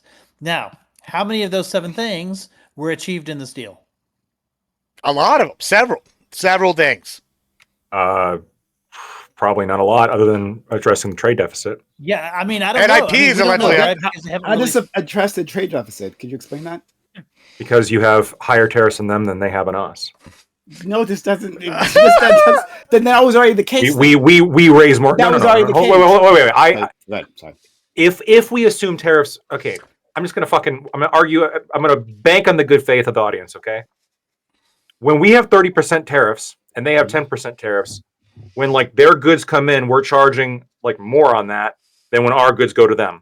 We charge a fuck ton. Yeah, sure. You can say we're charging the American people, okay? Because we are. But the argument for tariffs is that if we charge a bunch of money on the goods coming in, this raises money that we can then spend for like public services or whatever, just the basic taxation argument. And this compels industry to want to move to the U.S. to sell to the U.S. market as opposed to staying in China. Mm-hmm. And so if the tariffs were if both the U.S. and China's tariffs were roughly at 20% beforehand, and now there's been a realignment where China's at 10% on us and we're at 30% on them. If tariffs work, Trump negotiated a pretty good tariff deal in that we have more on them than they have on us, as opposed to the entire Biden presidency. And even during Trump's first presidency. It doesn't make sense. Hold on. But they get less. If that would make sense. That would be true if there wasn't a trade imbalance to begin with. If we were like, because you're looking at these numbers, 10% is lower than 30%, right? But China gets far less of their imports from us than we do from them. So, like, we are the tariffs hurt American consumers, and the tariffs the Chinese impose. I think that's oversimplifying it, Prime. One second. You just unmuted yourself on StreamYard, and that caused an issue. Hold on. I just muted you on StreamYard. So, and I'll hear what you have to say for a second. Let me just finish this sentence, then I'll go to you, Grid. Right? So, yeah, like we aren't. It's not an equal trade. There's a massive trade imbalance, which is one of the reasons why Trump said he wanted to do this in the first place, because they get so much less from us. The hurt to Chinese citizens, right, and the pressure on Chinese industries is far less. Even so, you can't compare 10 to 30% there. It just doesn't work out in the same way. Well, but hold on, but it'd be more favorable than 2020. Assuming that tariffs are favorable if you put them on products coming in terms of getting. Wait. In terms of getting industry to move to the U.S., right? Because the whole theory is like, if we raise tariffs on a country, then more of that industry will want to come to the U.S. And assuming that theory holds, then Trump is at an advantage having a 30% tariff on China, as opposed to China having only a 10% now when they had a 20%. But he's not. Hold on, he's not. Considering what Aiko said, right? He bought in the fentanyl. That 20% is not. So there's a 10% flat import rate. It's 30% total. The 20% might be. God, I understand. It's not just on fentanyl, though. I know. Hold on. Listen. There's. I trust me. I've been following this. So there's 10%. Oh, he's been following. And then an additional 20%. That's over the fentanyl negotiations, right? And they started doing some sort of talks, according to Scott Bessent, right? In Geneva over that. That's not for the moving of industry, though. The reason why I'm bringing this up, think about this. If China makes a deal about handling the flow of fentanyl, right, or the fentanyl precursors to the U.S., then that goes away. Then we're at 10%. That's not. Yeah, but that's enough of a political win anyway. He doesn't care. If he gets China to stop like all the fentanyl shipping, like he's going to say, "Oh, we're both at 10% now." That's fair. Hold on, my God, that's not what I'm addressing. That is a win. That is another win. That's another win. But that's not what I'm talking about, right? No, I'm saying you could argue it's a win-win either way, right? It's a win if they stop the fentanyl, and then it's only 10%. Or if they refuse to stop the fentanyl, then we're at 30%. We get more of their industry. That's a win-win. But we don't. Well, again, assuming tariffs work, we get more of their industry. Stop assuming. Stop doing that, because I know you don't believe this in the first place. Right? Assuming. That's not actually the case. Well, he's really like Trump is doing a good job at getting what he wants done. I just don't agree with what he wants to get done. That's the problem. But he hasn't. But you keep saying, hold on, what the list Aiko gave, how much of that was filled? So have you read Art of the Deal, Prime? No, sorry, I'm ignoring that. Sorry, no. Wait, seriously. No, I mean this. No. Have you read it? Hey, Gibbs has a copy. Hey, look at Gibbs' camera. I don't care. Hold on. I'm not saying there won't be a future deal, because I never said that. Correct? Great. So wait. The Art of the Deal. I'm addressing. I don't. It's not a lot. It's not a lot of the specific points. Okay, but what the art has nothing to do with my argument. No. It has nothing to do with my argument. Well, you asked me a question. You said how many points did Aiko list? Maybe he doesn't want to answer. He doesn't want to answer. I said not a lot. He won't let you answer. I said one in particular. Not a lot or none. He won't let you answer. One in particular by raising. It hasn't addressed that one. Yes. Yes. If both parties have a 20% tariff on each other, and then you put a 30% and they drop it down to a 10%, all else equal, you have now. Not all else equal. Well, then you can't blame Trump for that. Well, of course I can. Of course I can. You can only blame. You can only blame Trump for his policies. He put the tariffs in the first place. You're like, you can't blame Trump for the fact that, like, yes. No, bro, you're totally missing the point. You're missing the point. You're missing the point, Prime. No, I'm not. I promise you I'm not. You said before that China only had like a 4% tariff on us. You were dead wrong about that. There were 20% the entire Biden presidency. Okay. My argument here is that you have to hold Trump responsible for the policies that he's implementing. And the policies are all else equal, all the stuff that Trump can't control, all the stuff that Trump can't control, like, global supply chains, et cetera, et cetera. Okay. Control that previously. Can't control supply chains. When Trump raises tariffs to 30% and China drops theirs down to 10%. That's not how it works. That's going to shift. That's going to shift some of the trade deficit. That is absolutely going to affect the trade deficit. Yes, it will. Now, I don't think the trade deficit's a problem or an issue. We'll shift it by 30%. I don't think we'll shift it by 30%. Is that not by 30%? No, of course, yeah, because that would be ridiculous. But it'll shift it some. Hold on. Of course, it's going to shift it some. Anything. Well, so he has reduced the trade deficit.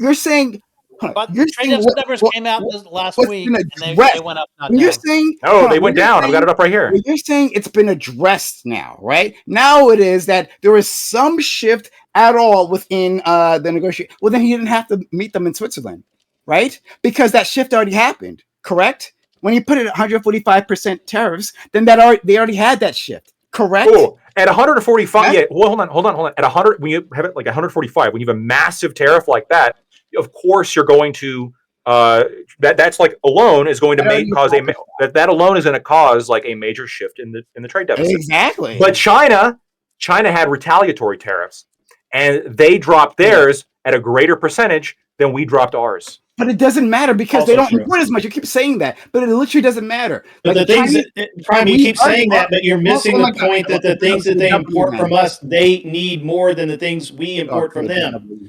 That's just as Mike, and Corey's here too, by the way. Yeah, the Chinese families do not, on the consumer side, simply do not use as much American goods as American families do of Chinese goods. Our houses are filled with Chinese goods, all of us, every single one of us here, right? You can reach out probably within arm's reach and find a good made in China right now. This is irrelevant right behind you. Yeah. The same is not the case. This is irrelevant to my argument. Yeah, it's just wrong. Well then, he's just then coping. Listen, the U.S. we could probably put a 50% tariff, and they could drop their tariff down to 0%, and there would probably still be a trade deficit in favor of China because you're right. They trade way more than we do. What I'm saying, did Trump say we're going to completely reverse the trade deficit with China so that we have a trade surplus with China? Was that like the specific goal, or was it reduce the trade deficit? Yeah, here's the thing. There was no specific goal, right? So if you're saying it was to reduce the trade deficit, that was one of his goals. Did that, but then he already did that.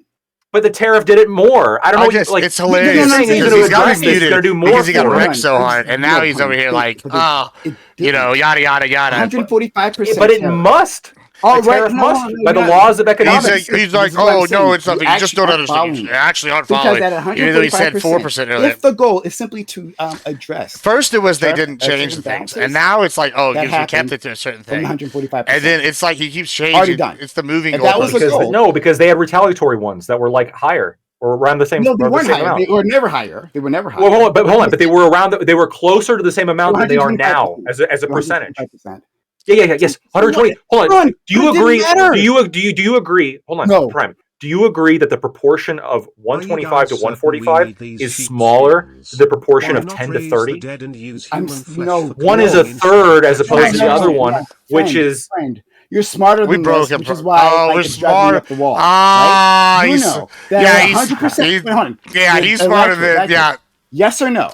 At 100%, the TDS tariff, right? Goods, you're a business, right? And you have to buy your goods at 100% tariff. It doubles the price. Yeah, this is the argument against tariffs, but I'm not making that argument right now. No, but listen. It doubles the price. If you can't operate at that, that means there's no trade coming. You can't trade at all, right? That lowers your trade deficit. At some point, when the numbers go so far up, that means it stops. So it doesn't matter if let's say that number is 100%. Just pretend it's not. It's much lower than that. But let's say at 100%, then there's no trade period going across, right? So then it doesn't matter if it's 145%, and then China's 125%, and then there's a bounce in those numbers because of that. If at 100%, we just said it there. If at 100% there is no trade going back and forth, then those numbers are imaginary. That's why I'm rejecting that. You can understand that. You understand that? No, wait, hold on. So your argument is that if there's zero trade between a country, there is no trade surplus or deficit because there's no trade. No, that's not. No, I didn't argue that. Hold on, listen. Okay. At some point, it doesn't matter how much the numbers are. So you could say, like, what? Well, Trump, he raised up the tariffs to 3,000%, and then China raised it up to 1,000%. But then they lowered it today to 30 and 10, and so China, as a proportion, they lowered it much more. And so I guess they win, but like it doesn't matter because at 3,000%, at 2,000%, at 1,000%, there's no trade happening in the first place, so it doesn't matter. I agree. Yeah, I agree that you can hit a certain threshold in which if there's no trade happening, you wouldn't have a deficit or surplus on either side. It would just be net zero.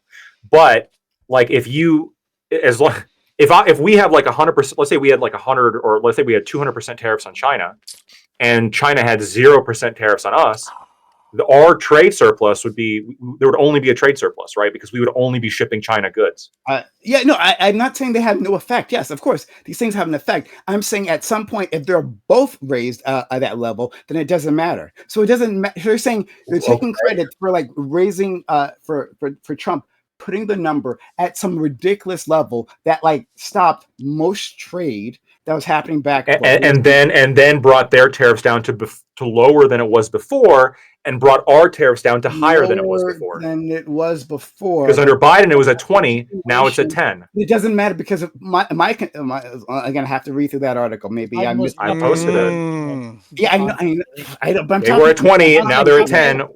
We were at 20, now we're at 30. So we went up, they went down. Yeah, but does it matter if they're not buying as much from us as if we're buying from them? I think is his point. I don't know if you've contested with that or not, but like if I tariff you like 10% and you tariff me 30%, but like I'm not buying jack shit from you and you're buying everything from me, then the 10% that you have on me means nothing, and the 30% I like have on you means that's not how that works. Right. I understand that, but as president, like, you can tariff. What else are you expected to be able to do to address the trade deficit? Not that. Hold on. Not that. Wait a minute. Like what? What can the president do? I will tell you. I will tell you exactly right now what the president can do. The president can put together an industrial plan. A long-term deal. Sorry. What? Sorry, a deal. No, that's not it. No, I'm not talking about a deal. I'm not talking about anything that involves another country yet. You put a long-term industrial plan. You say, hey, we have to up our infrastructure. So what we want to do, and at least a part of this, not all of it, but a part of this, I agree with Trump, right? I want some manufacturing to come back, not all of it. In fact, I actually agree more with what Scott Bessent said today, right? Talking about a strategic decoupling, which is the thing that he should have done in the first place. So to like bring back a level of manufacturing on the things that matter to us: chips, pharmaceuticals, and there's some other strategic. Sure, this could probably increase domestic industry as well. Sure. Let's just go for computer chips and pharmaceuticals. To do that, you need an industrial base, right? Infrastructure that can handle that. You're going to have to build factories that's going to take you 4 or 5, maybe a decade, 10, possibly 10 years to build these factories that can do that. Then you have to also, and at the same time, you also have to train. So you have to go through Congress. Yeah, you have to go. Yeah. Unlike tariffs. Yeah, you'd have to actually do it the right way. You don't have to like be an idiot like Donald Trump. Look, if you want to, no, I'm asking a question. You want to know what they can do? Yeah. No, what I'm saying is, what can the president do unilaterally without Congress? He's not supposed to do what he's not supposed to unilaterally cause a massive economic shock to his own country. That's what he's not supposed to do. Right? You're saying what unilateral thing? There is not unilaterally. Unilaterally, there's very little that a president can do. A president has a Congress, though. He has the bully pulpit. Right? I think unilaterally, the only way the president can unilaterally affect the trade deficit is going to be through tariffs. He can put together. Not that the trade deficit matters, but if we care about that, Trump did a pretty good job. It doesn't matter. None of this fucking matters. It matters to me. I voted for that. I voted for that. Literally no fucking reason. I voted for that. The United States. I agree. But you're asking me. Well, he got China's tariffs down to 10%. Ask me what is he supposed to do? And so as you're building out those plants, you have to actually train your industrial base because we don't have the skilled workers for that. To build chips and to for pharmaceuticals to a certain extent, we don't have the base, so we have to train our workers to accomplish that. You have to build out the electrical system so that it can handle that. You have to make more regulations as to how you don't care about regulations, but like as to how those plants are going to offer. That's an industrial plan, right? And then after that, at the end of that, when you're ready to take on those industries, you set the groundwork. Then you start putting tariffs in. Mm-hmm. You put strategic tariffs, not blanket across the board, because that's a dumb fuck thing to do. That only a moron, a blithering idiot would ever think of, right? Instead, on those specific industries, let's say chips and let's say pharmaceuticals, then you start ramping it up, right? And you ramp it up slowly, not all at once, because you still need those companies to actually move their operations over. So you slowly ramp up tariffs, right? And you make it so the smarter choice for those corporations is to use all the infrastructure that you've provided, right? And through tax subsidies and through direct grants or whatever it is, right? To move their operations gradually over here. That's what you're supposed to do. Question asked and answered. Why didn't the Democrats do it for the past 30 years? Well, but hold on. I would argue, Prime, like, wouldn't, under your position, didn't the Democrats do it? Like, didn't CHIPS and the Infrastructure Act pass? Yeah, so they did the CHIPS Act. Yeah, so they've set this up now for Trump to come in and hit him with the tariffs. Mm-hmm. But Trump. Thank you. Repealed a lot of the CHIPS Act. Oh, the like the infrastructure. Or refusing to implement it. Yeah. Yeah, well, wait, hasn't he called the CHIPS Act stupid? Didn't he call that stupid? So why is he? Yeah, he didn't like the CHIPS Act. Well, I'm sure. Okay, he might like maybe he didn't like it, but Prime, what you're saying, you're describing like an economic like situation where you set up the infrastructure in such a way, and I believe that you believe Biden did that. To now, like U.S. companies have like an advantage. I don't believe Biden did that. Hold on, I didn't. Oh, okay. No, what I just said, right? That takes a long term. Biden started it. Nah, right? But it wasn't. We weren't ready. So when does Trump get to put tariffs on it? Continued under multiple presidents, and if after Trump's gone. Yes, a long. How convenient! How convenient! Wow. I just have one more question. It's only going to last when the first Democrat is long-term industrial plan requires long-term. So what did I say? I talked about a decade. Even if he's in there for another 8 years, still it's not done. Let me ask you this. Biden already set it up. Biden didn't set it up. Prime. Can I ask you a question, Prime? Let's say. Okay, that's the last question. Let's say that Trump does like get China. Okay, we're gonna cut back on the fentanyl, and then in response, Trump drops it down to 10%. Now we are at 10% both ways, as opposed to 20% both ways. At that point, would you agree that Trump has done a good job on trade? That he cut tariffs in half? Sorry, I'm typing something. I apologize, friend. Could you repeat that? Okay, let's say that Trump gets China to concede that they're not going to do fentanyl anymore. Right? They're not going to ship us a bunch of fentanyl. Sure. And then in response, Trump drops tariffs down to 20%, and so now it's 10-10. Would you agree now that because tariffs are cut in half, and then from under the Biden administration, now it's 10%, and because tariffs are bad, as you talked about, then this would mean that Trump is actually kind of a genius on trade, right? Tariffs are cut in half. Oh, no. Why would this make him a genius on trade? Like, because he got tariffs cut in half. Yeah, come on. And fentanyl is no longer being shipped over too. That's like saying I punched somebody, and as that person fell down, he landed on his enemy. Like that wouldn't make him a genius at fighting, right? Well, that would absolutely make him a genius at fighting. Are you kidding me? He had being able to punch somebody and like strategically, then they fall backwards onto the different enemy. That's some fucking John Wick shit. I had a fly in my face, so I stepped in a rake and it smacked me and it killed the fly. Right? That means I'm a genius. No, but the tariffs would be lower. No, I thought we hated tariffs. Lactoid. Yes, I do. Which is why I would say. Well, lactoid, listen, because you already know this. I know you do, right? Which is why it's weird to make this argument. Oh, it's because Trump did I know you know this because you already did Trump this previously, right?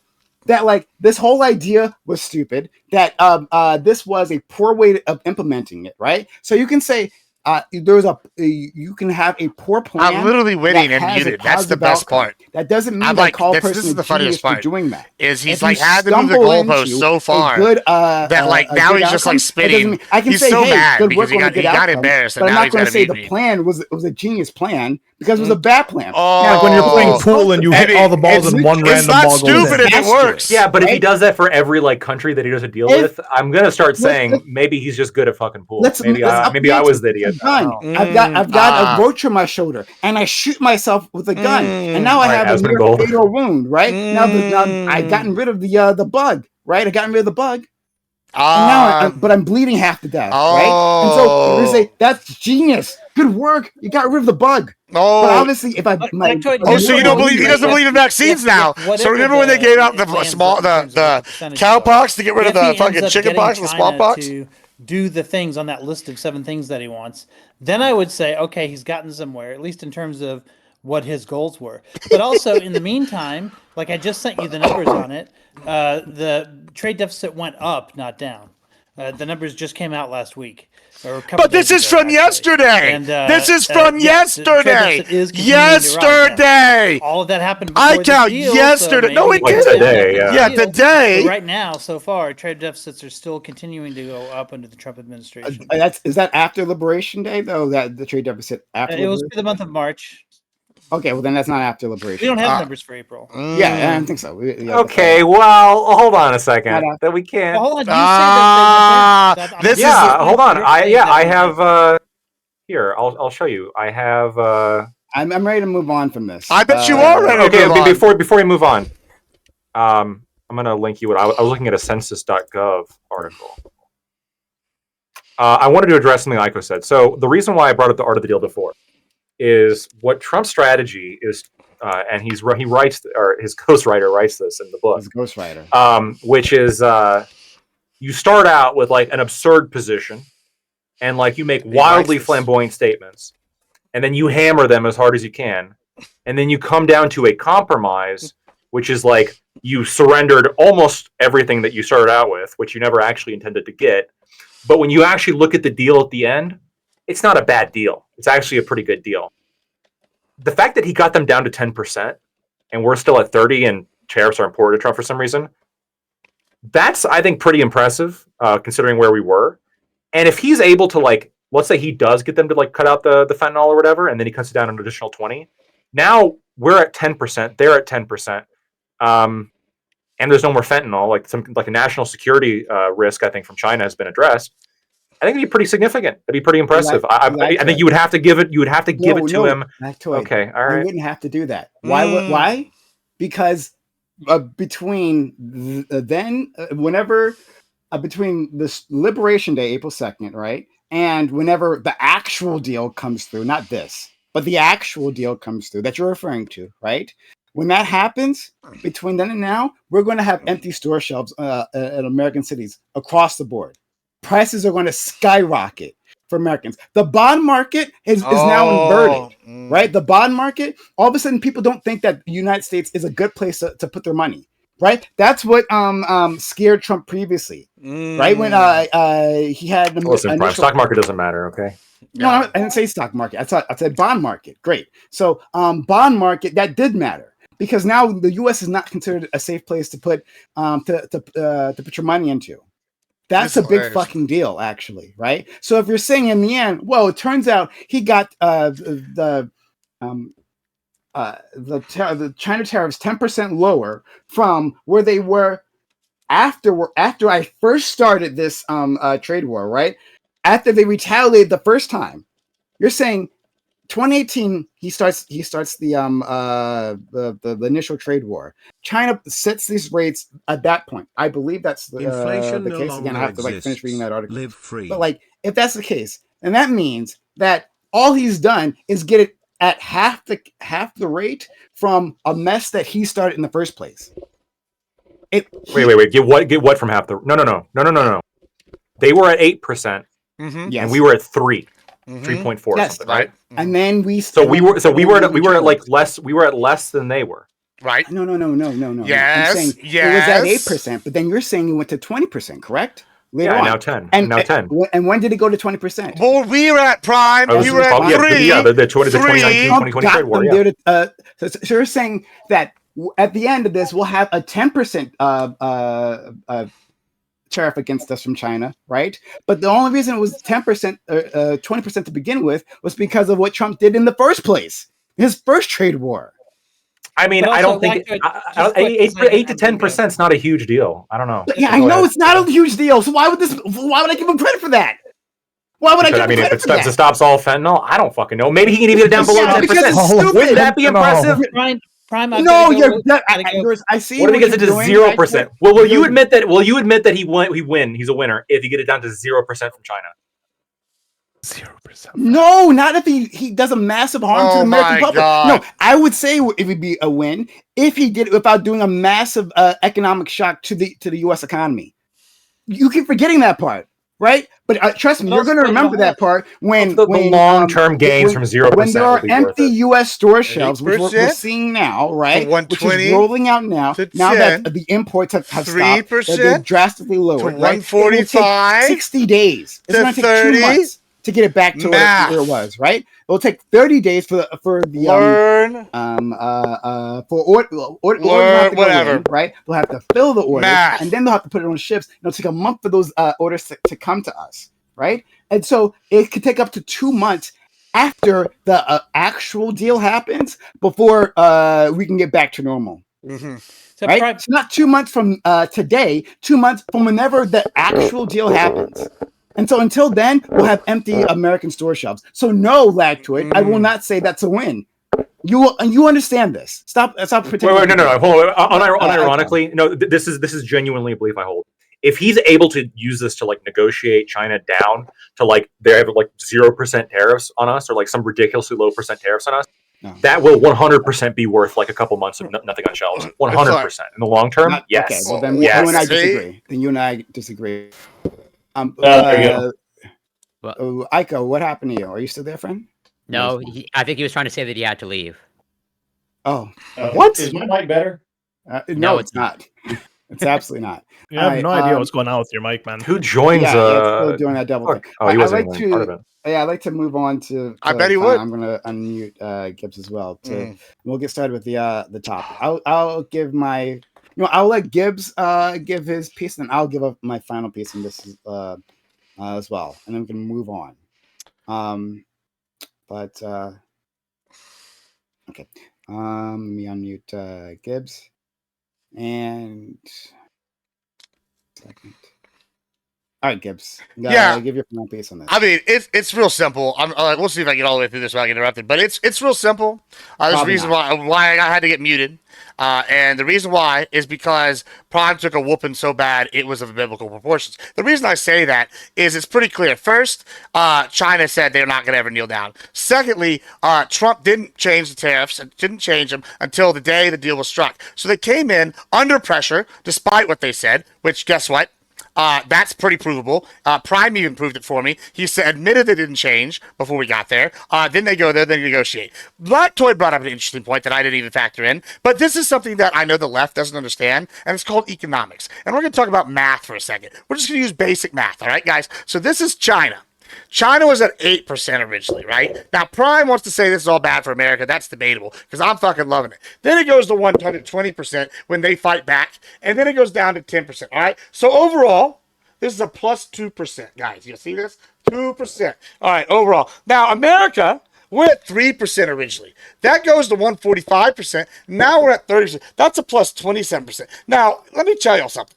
I don't know about y'all, but whenever we look at this, if my Steiner math is correct, that looks like we have basically 20% overall difference. And it's 27% overall increase from the beginning. Now, if you don't understand how this is going to help us with the trade deficit, why don't we just do some simple numbers? Let's take the 100. Let's do 100. If our trade deficit is at 100, and they're taxing us at 8%. Suddenly Prime understands taxes. That's crazy, being bad. But we're going to put them at 8%, and it's 108% after we get it. Cool.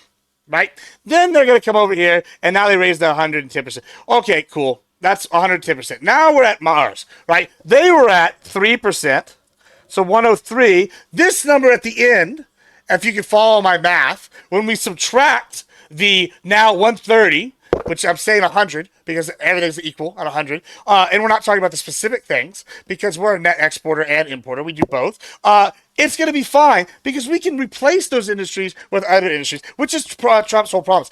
Prime calls us idiots because he doesn't have any substantive, critical critique of this, and he now suddenly understands trickle-down economics. It's crazy. It's hilarious. We call this a moving goalpost. We saw it throughout this argument. That's the reason why he had to mute me. That's the reason why he's been arguing with Lactoid, who Lactoid honestly doesn't believe in tariffs. You know why Lactoid's arguing this position? Because it's ironic almost, because now Prime understands why libertarians don't like tariffs and they don't like taxes in general, because it's the government stepping in to the economy against free free trade overall. That's a bad thing, generally. Now, when we have someone like China playing at an unfair advantage, and Trump does this, bam, now we have a fair trade deal, fair trade advantage. Prime can say all he wants and say this isn't a win, but that's just malding and cope, and the TDS is stopping the hard-based facts from sinking into his brain. That's the facts right there. And that's why I was muted for 45 minutes. Thank you. Okay, I'll respond. So, is the mic better? It is. Yes, it is. All right, good. There we go. Thanks, guys. I appreciate that. What was the issue? As always, I say I don't want to talk about something, and I see Ali over there judging the panel. I it's the first half of the panel when I say I don't want to talk.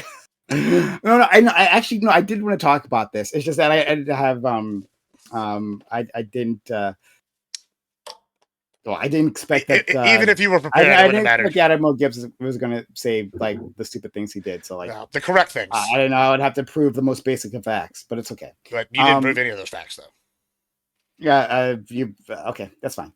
What did I say at the start?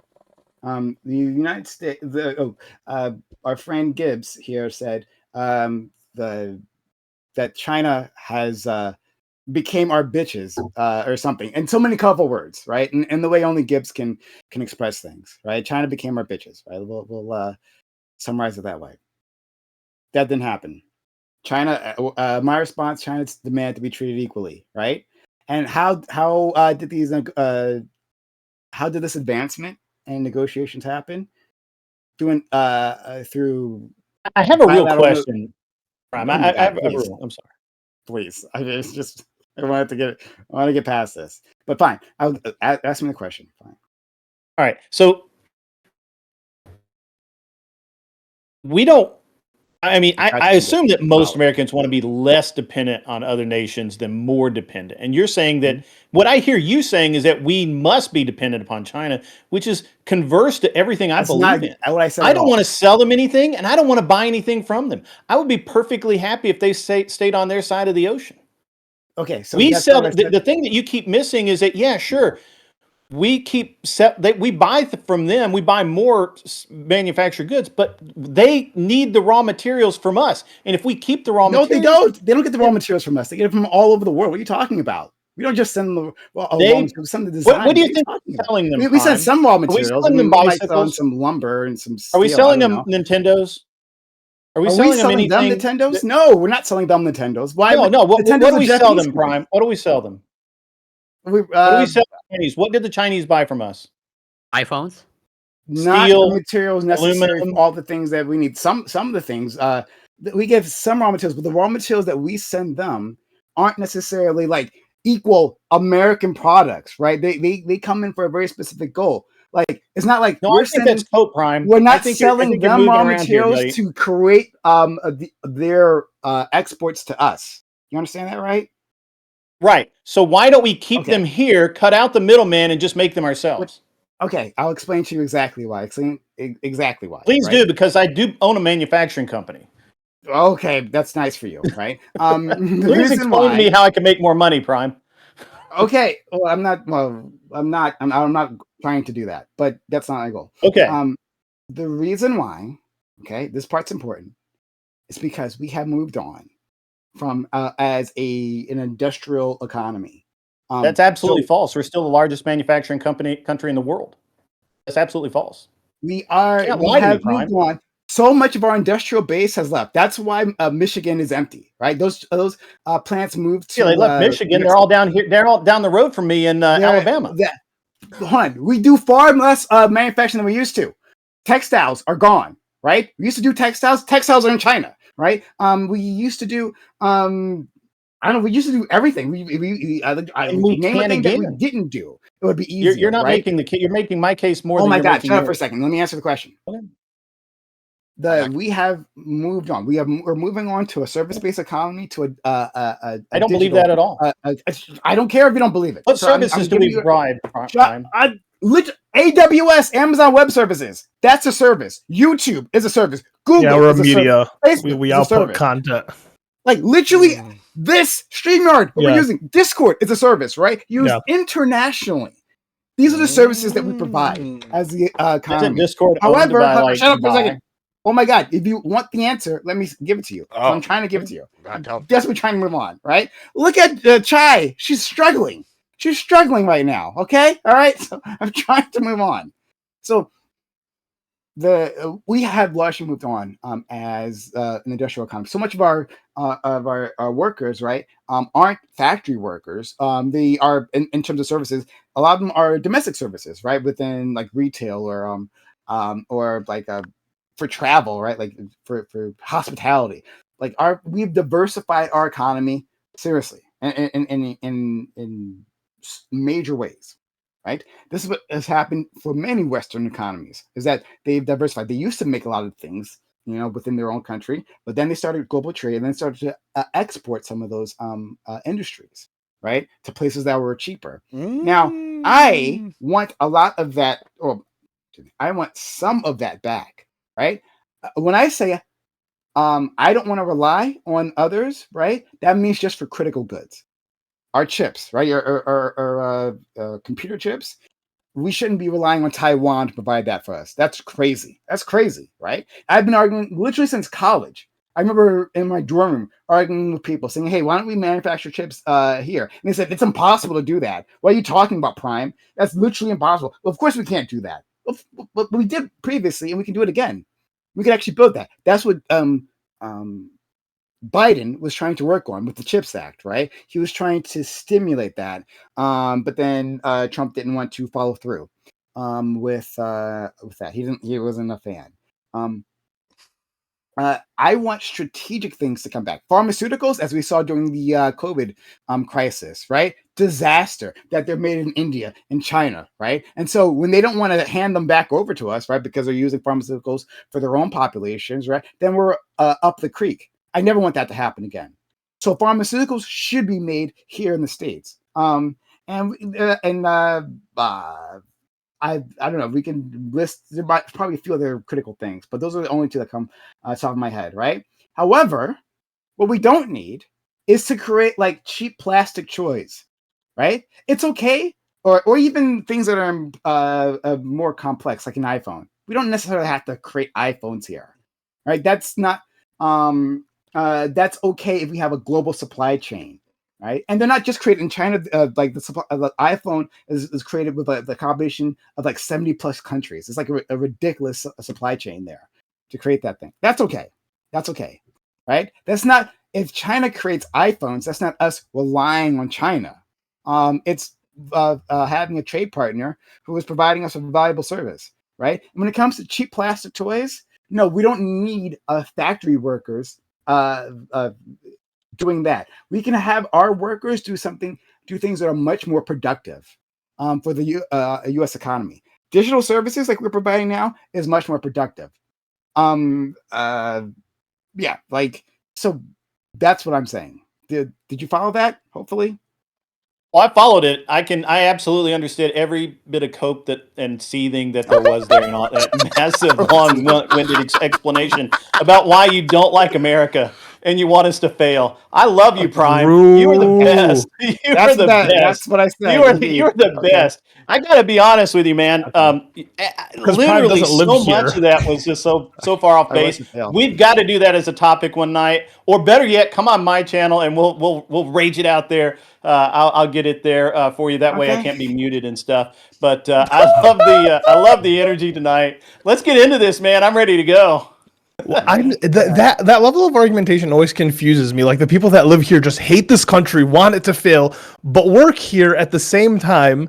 And just like it's never made any sense to me. It always amazes me why people discount American excellence. We don't need to make cheap plastic toys. That's right. Somebody does. Somebody does.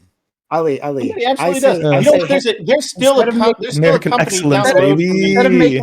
Instead of paying a worker shit to make cheap plastic toys, I say, hey, let's pay our workers more, right, to do more productive services, right? Blue collar makes great money. I want America to fail because of that reason. Okay, got it. Well, you don't like blue collar, apparently. Listen, it's all right. Last week they were arguing that we shouldn't have any like Muslim Brotherhood people in, and then this week Trump accepts $400 million from Qatar, and so like I was just wondering if the Muslim Brotherhood is tapped into Trump. Should we investigate him, or is he working with a terrorist organization? Maybe next week we might talk about the bribe.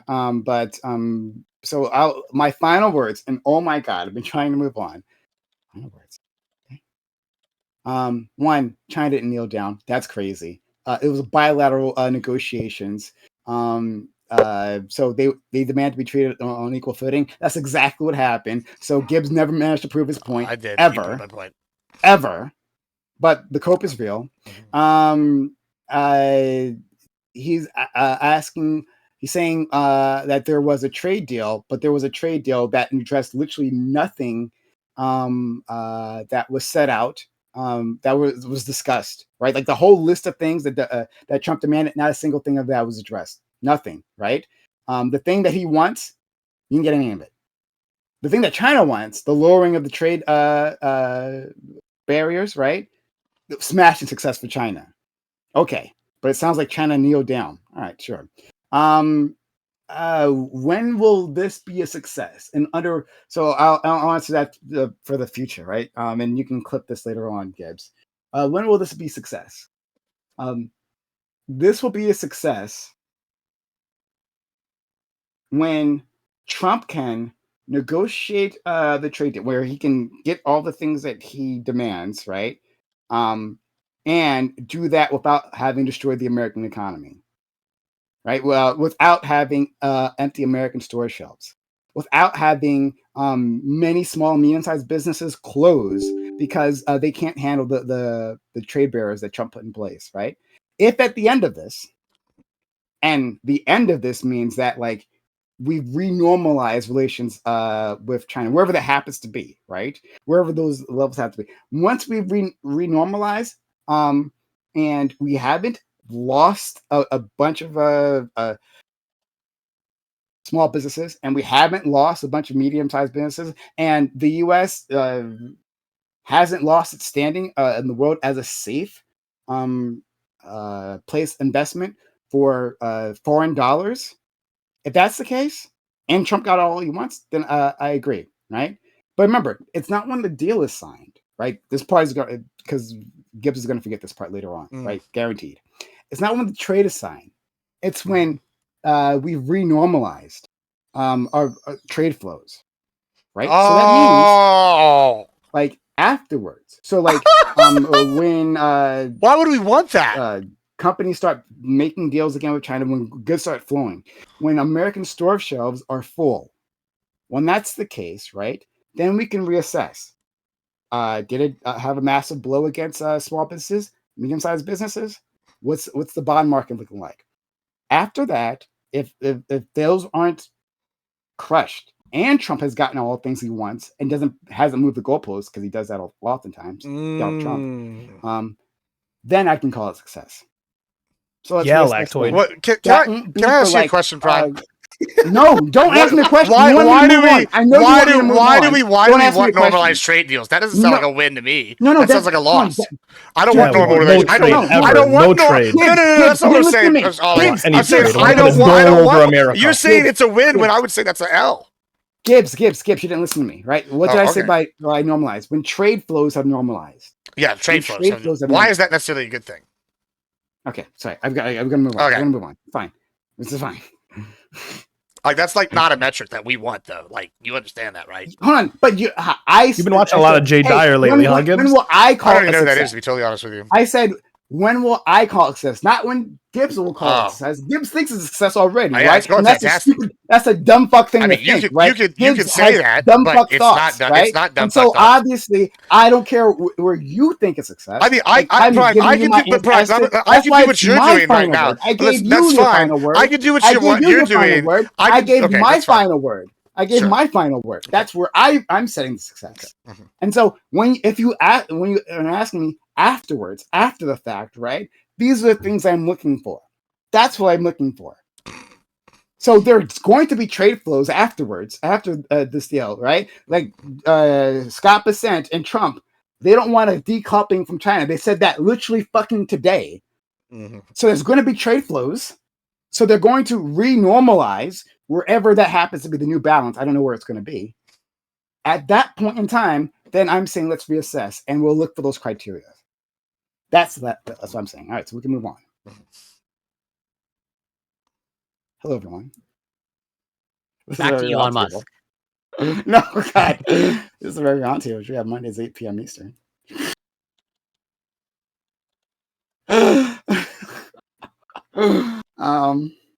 Got a great group of guests here. And I'm very happy to have them. So we'll introduce them in a second. You know what I wasn't looking at? I wasn't looking at YouTube. Let's see if that's a problem. We're gonna have to see if that's a problem later on. Oh my God, sorry. You were locked in, Prime. You were locked in. Okay. So we'll deal with that later. Anyway, thanks for everyone for being here. We're gonna give introductions. We'll start with the topic though. If you enjoyed any of that mess, that was a messy fight. So consider subbing to the channel, gifting bits or gifting subs, so we continue these discussions. Hopefully less messy. I thank everyone for being here.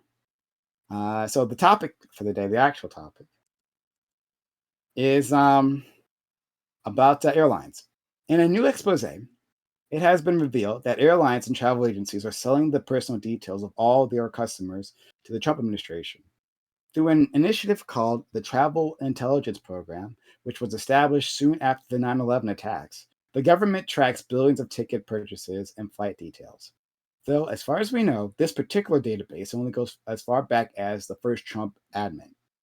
ICE has been the ICE Department, Immigration, has been using this data in its efforts to enforce Trump's immigration policies. Is this a problem? To keep Americans safe, shouldn't law enforcement have access to this level of personal data? Should there be any limits to their ability to access this information? Or can we trust that the government will only use this for legitimate purposes? So yeah, I saw this article and it was quite fascinating. I don't think we knew about this database before this article. I think this is like brand new information. But yeah, there is a corporation, the airline something ACR something. I forget it's a corporation, and it sits between airlines, right, the ones who actually fly you, and travel agencies. And this like handles your transactions. The transactions go through it. It normalizes the transactions and it pushes them through, so that everyone gets the money and they get their ticket details.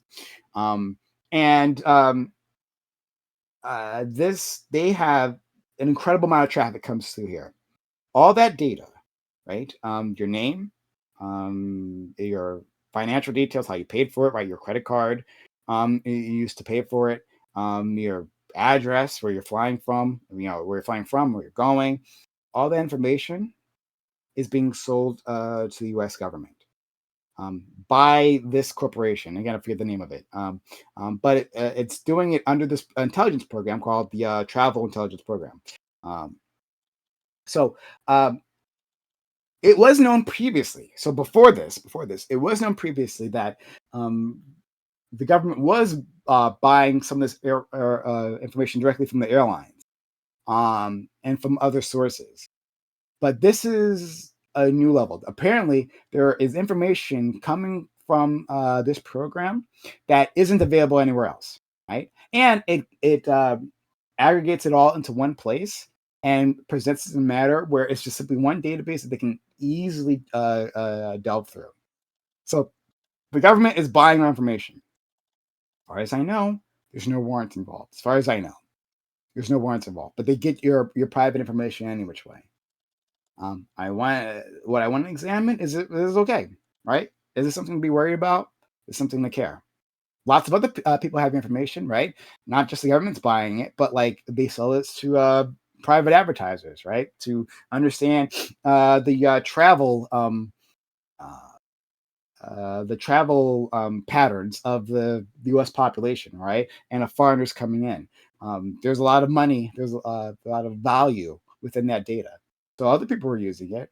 What difference does it make if the government is using it, right?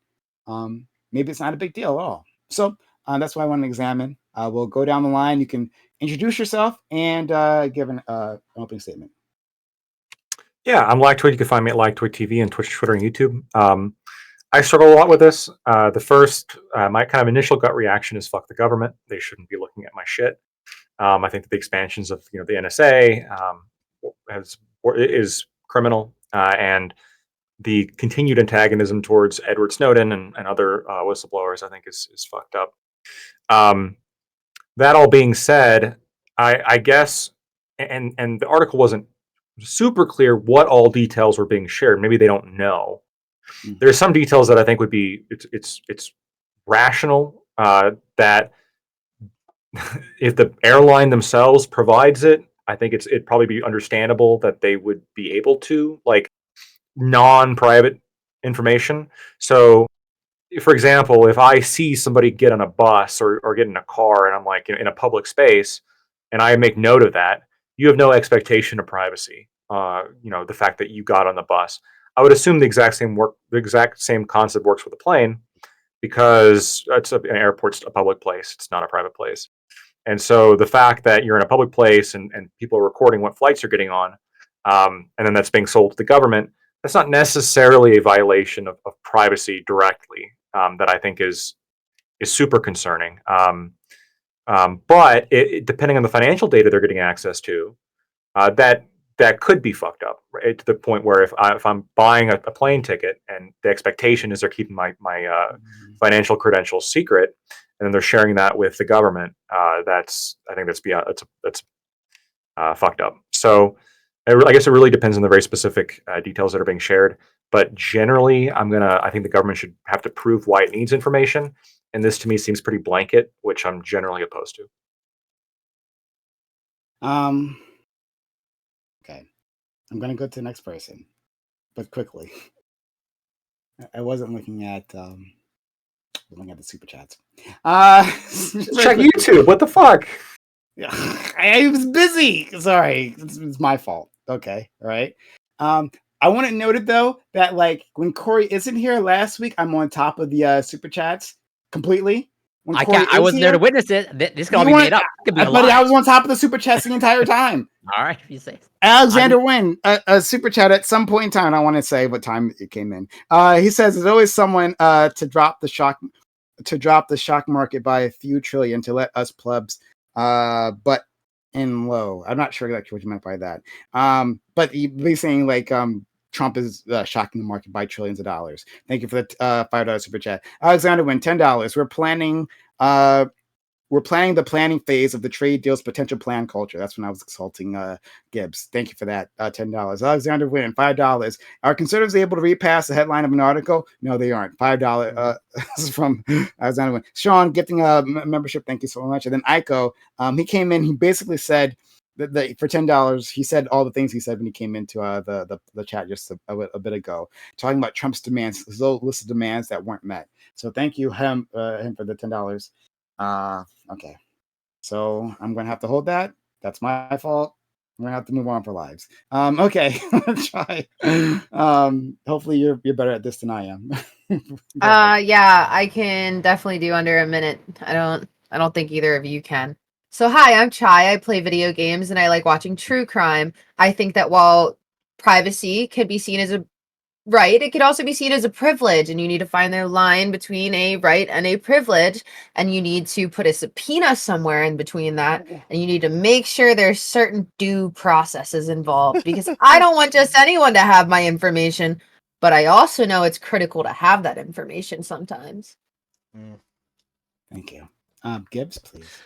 Yeah, I mean, this is just really rich to me at this point. I'm just, like, laughing all the way to the bank as once again the Trump administration gets another W. I'm sitting here looking at this.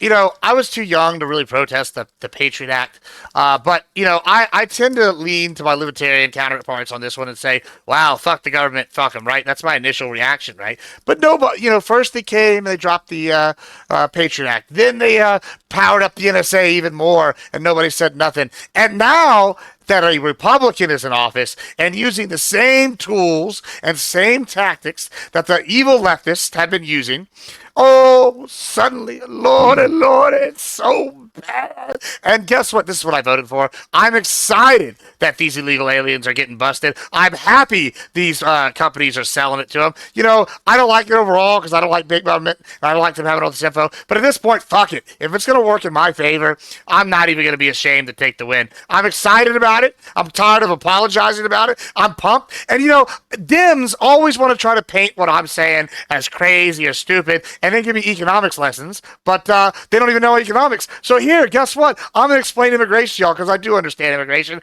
This guy, illegal. Oh, this company sell that info. We figure it out. They take him. They ship him out. That's a W. More of that, please. Thank you. Ali. Yeah, no, I'm not a fan of all my data being sold across the world for various things. It's not just this flight thing, although this does concern me a little bit. But at this point, man, I've kind of just come to terms with the fact that there is real no privacy. If I'm using public services, if I'm using Uber, if I'm going on flights, if I'm on the internet, if I'm whatever it may be, there just is no privacy anymore. So I guess the best bet is if you're don't do anything bad, and if you're gonna do something bad, try really really hard to get away with it. But yeah, you're just you can't do it. So I've kind of just I've accepted fate here. I can only bitch about it so much, and my biases are going to be I just don't like ICE, so I don't want them to have any information, but that's not a real argument. Okay, great.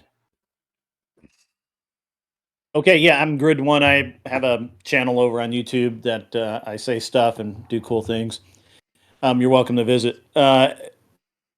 This is, I don't even know why we're talking about this. This is, there's no reason to even talk about it because it does not break the Fourth Amendment protections of privacy. You have no expectation of privacy once you give your data to a third person, unless you sign a contract and you literally, every single one of you, check that box that says okay to share your data, whether you know it or not. And so when the government buys that, not just the government buys it, but all the marketing companies, ACR is not a government entity. It's a private corporation, and they are there to make profit. And they're there to do the most libertarian thing in the world, and that is give free access to everybody's data that wants to pay for it. And you guys click the button that says it's okay to do so. So therefore, you have no expectation of privacy. And if you're if you don't want your data shared, don't fly commercial. Drive your car. But then again, your driver's license information is already in the system. It seems like this is a no-brainer. I don't even know why we're talking about it, but we're going to have a good time talking about it because somebody's going to say something, and it's going to get really funny. And I can't wait. So let's get into it and have some fun. I really thought he was going to say fly private. I thought that's what he was going to go with. You have money to do that. I fly myself, so. Yeah.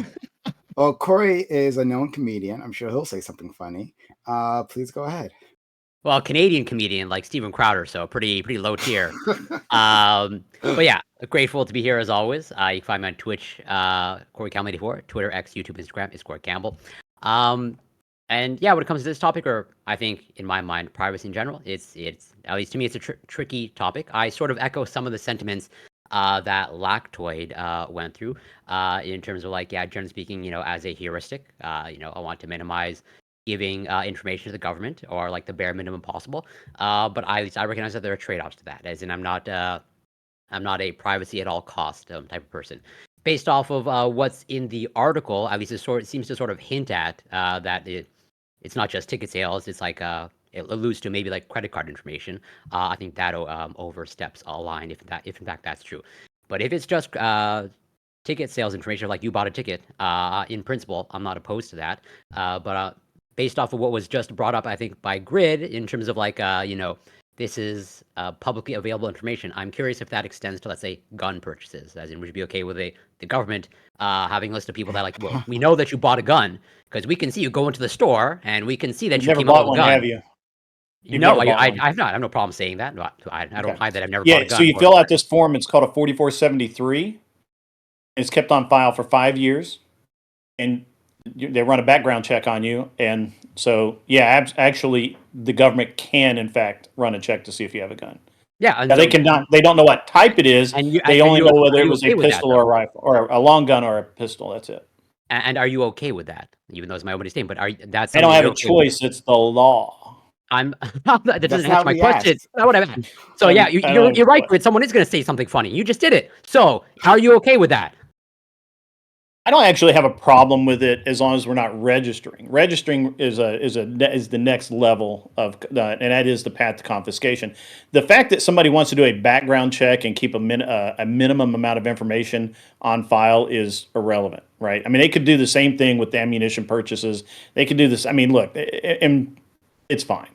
I don't really care because okay, I buy most of my, honestly, I buy most of my guns at Home Depot anyway. But hold on, the heart of the question that he's in the parking lot. In the parking lot. Thank you for bringing this up, Corey. The heart of the question, right, is about the amount of information, right? So the government has disparate amounts of information on us through various means.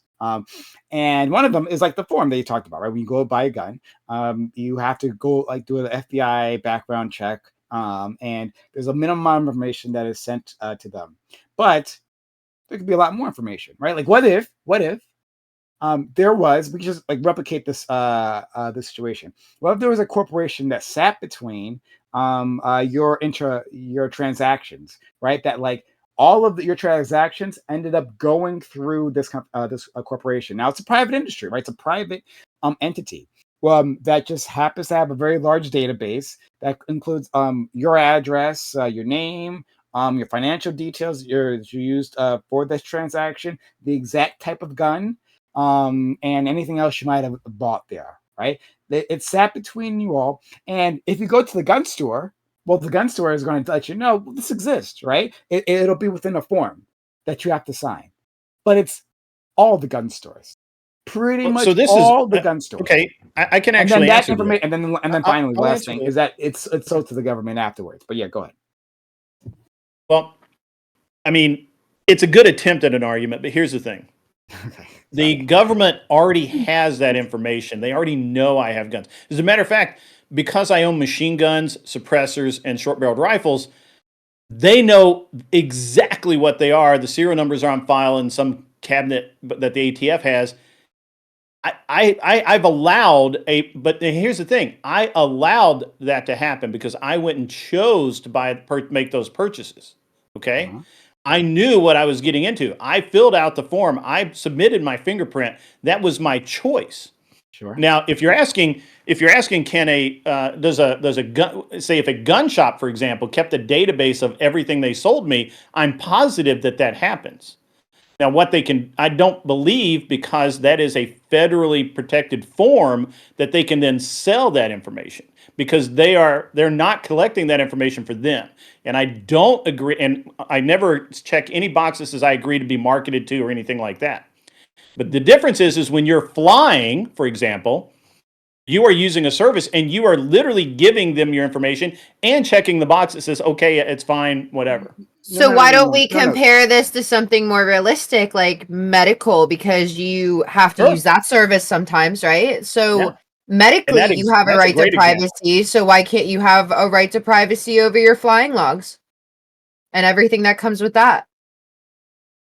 I don't believe you do actually have as much privacy in your medical records as people think. The Hippocratic Oath has been broken several times, and we know that. Right? I think you're talking about conflating things. Yeah, HIPAA laws. Yeah, that's the HIPAA laws. Yeah, I mean they've been broken several times. We saw that back in 2020 in the unpleasantness, and I don't know that already hasn't been broken. Remember contact tracing? Does anybody remember contact tracing? Yeah. Okay. So does that answer your question? Why would it? Why would it not? You went and got you got a shot and you had to present a card to go into the museum, right? Remember that? The museum? What or well, it just COVID shots, when you were getting are you talking about the COVID shots when you got the jab, the COVID ID? Oh. That's not contact tracing, but contact tracing is different. Well, the contact tracing became before that, right? Contact tracing came before that. What do you think contact tracing is? That's where you were. I guess you were patterned as far as where you went in a day and how many people you interacted with?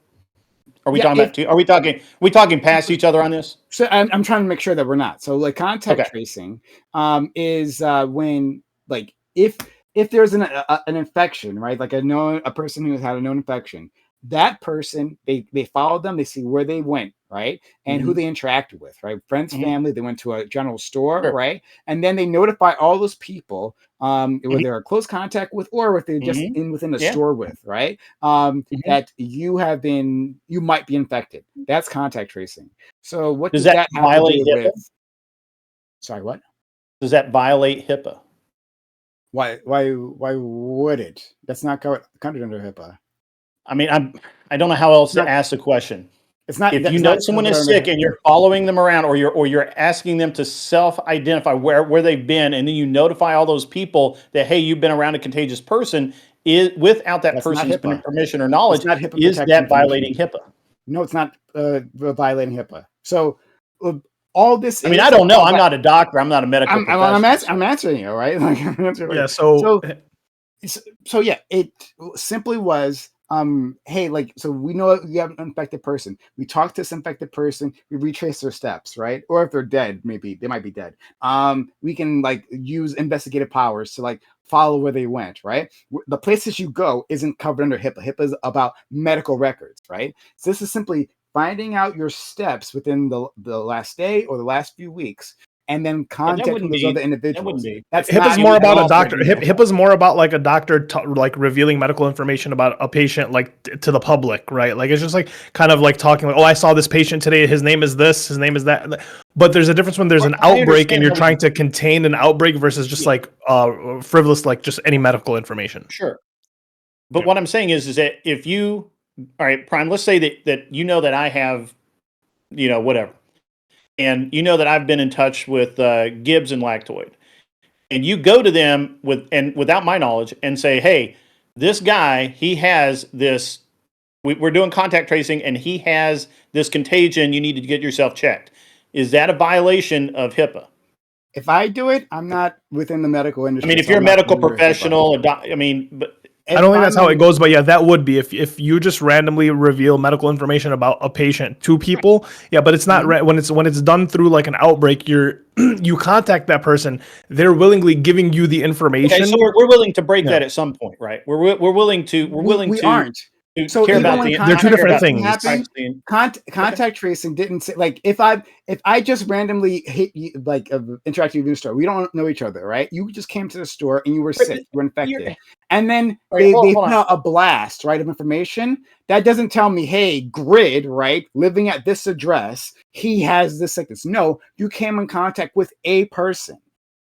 If it's a close person, you can probably figure out who it was. They were using phones. They were using your car's GPS. They were using your lock when you swiped in at work. They were using all of these different electronic footprints to track people. It's not without their knowledge, by the way. Yeah, and I think that okay. So now we're moving on from that. So it's not a HIPAA thing. However, you're talking about generalized privacy within our country. That's an issue, and that's what the whole purpose of this conversation is. Your car, in case you don't know, if you bought a car like in the last 10 years, maybe even 15, but I'm not sure, but at least in the last decade, right?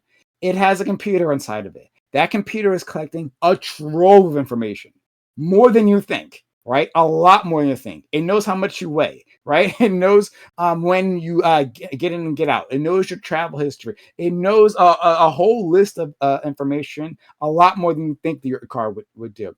That information is then being sent to your car manufacturer. Sure. And they sell that information as well, right? So like information's a big business. Yeah, information. Yeah, big data is a big big business. Is everyone okay with that? Right. So the one thing I wanted to add previously, right, to your thing, Grid, you talked about, hey, well, this is a voluntary choice. You check the box for the ticket sale, right? Yeah. Here's the thing. For a lot of this information that they are collecting and selling, you check the box, but this is a like a EULA, right? EULA, EULA, end user licensing agreement. Yeah. This is like, I know what it is. Yeah, sure. I mean, for the audience, what this is that when you click like on a EULA, like you have to agree or you can't use the product. Sure. If you're looking to go through to fly, right, to get a ticket, you have to agree with that. It's not like, hey, I'm allowed. You also have to present ID. Yeah. But like that's a different scenario from an optional checkbox that you don't have to click, where you don't have to share. No, you don't have to fly. Yeah, hold on. But you also don't have to. You also at the same time don't have to have a car, right? A lot of those. Hold on.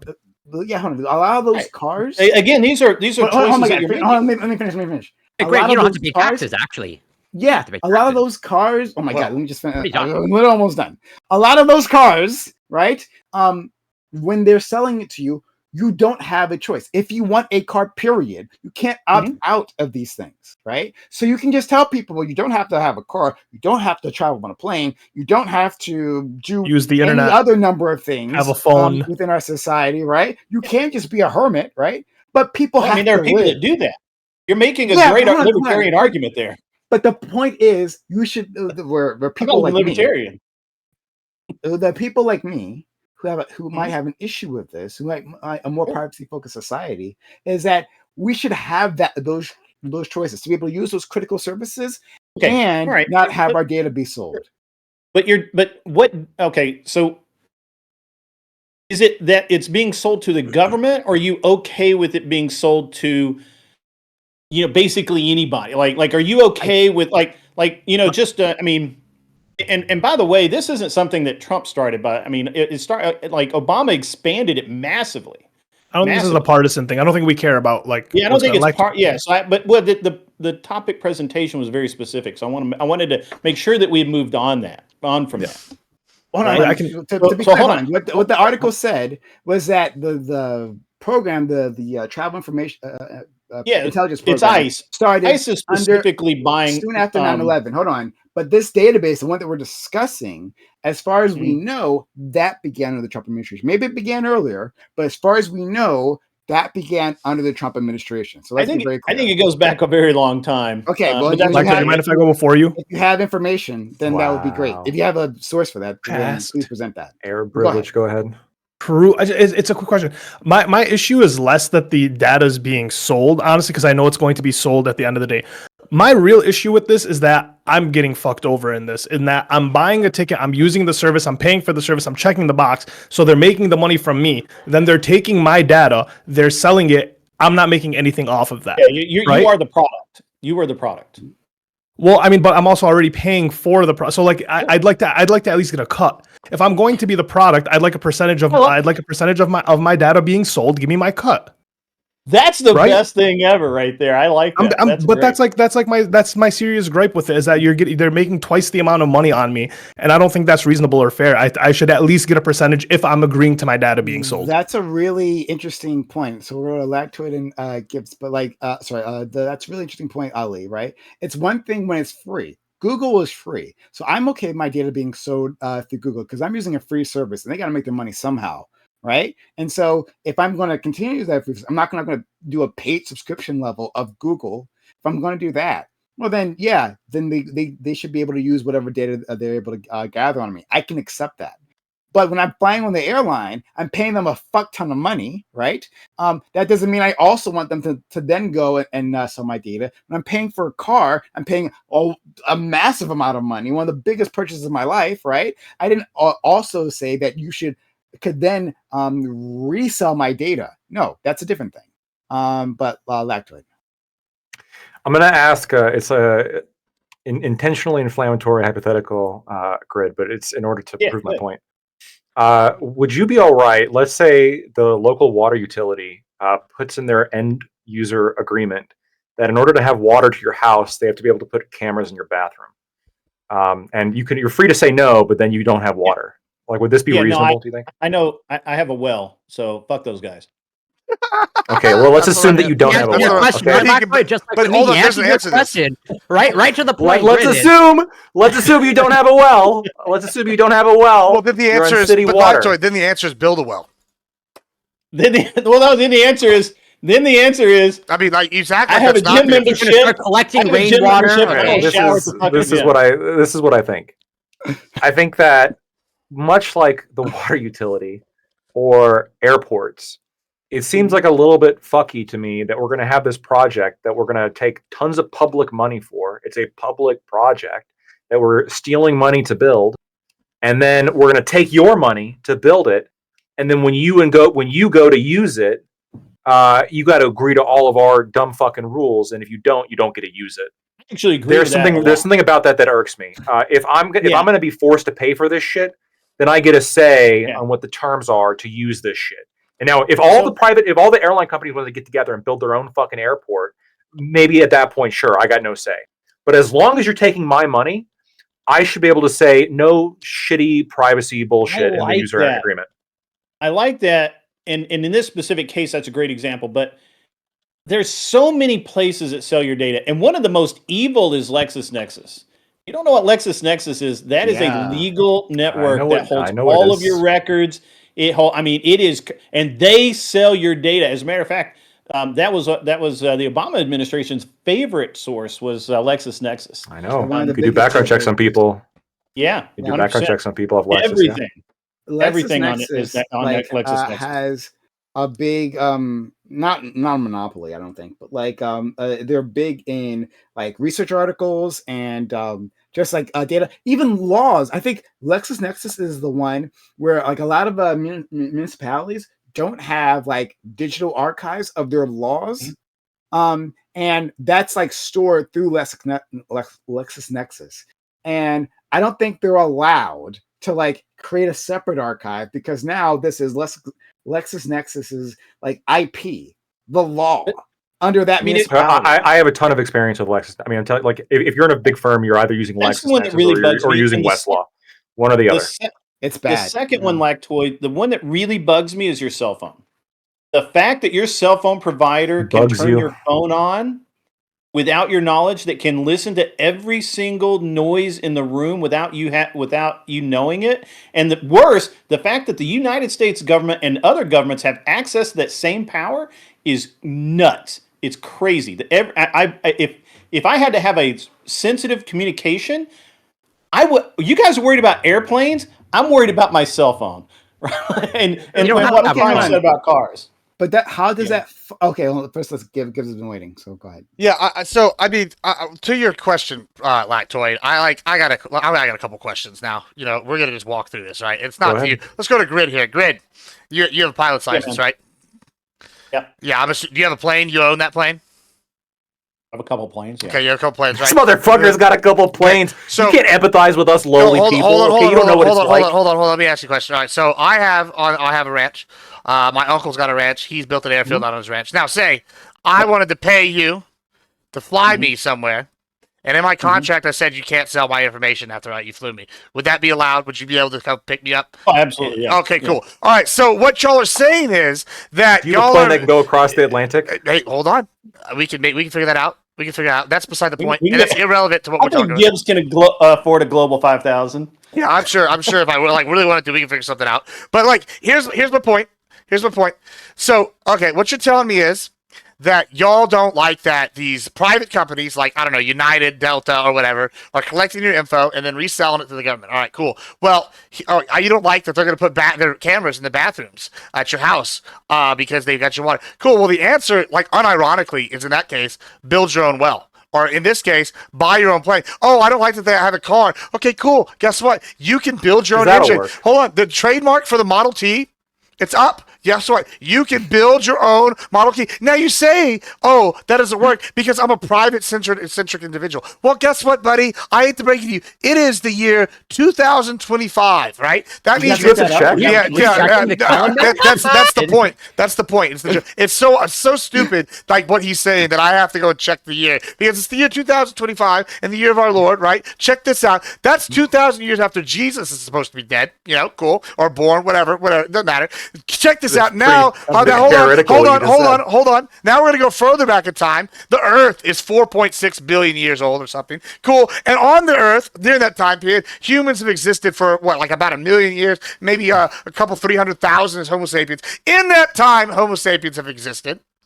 They have been able to fucking walk everywhere on this earth. They've been able to get berries from wherever they wanted. They've been able to kill cows. They've been able to kill lions. Crazy stuff. Cool. They did it. Guess what? To this day, there is still North Sentinel Island. There's tribes in the Amazon that have never paid taxes. Guess what? They didn't agree to no taxes. They didn't sign up for them. I want to see where my consent. How are you an anarcho-primitivist as to everything except drone bombing the border? That's like the one thing. Hold on. Well, the North Sentinel Island, find out what happens when you land there. Guess what? They spear you to death. So borders being important. So, Karen, check this out. I didn't sign a consent to any taxes. Guess what? When I flew United to go see Tim Pool with Prime, guess what Prime had to do and I had to do? We signed a contract and we get it. Now, I guess Prime, I don't know if he flew United, but I flew United. But if he had flown United, they would have made him sign a contract. Now, with Grid here, if I did want to do that, Prime could have hired Grid to come fly him out there, right? If he didn't want his private,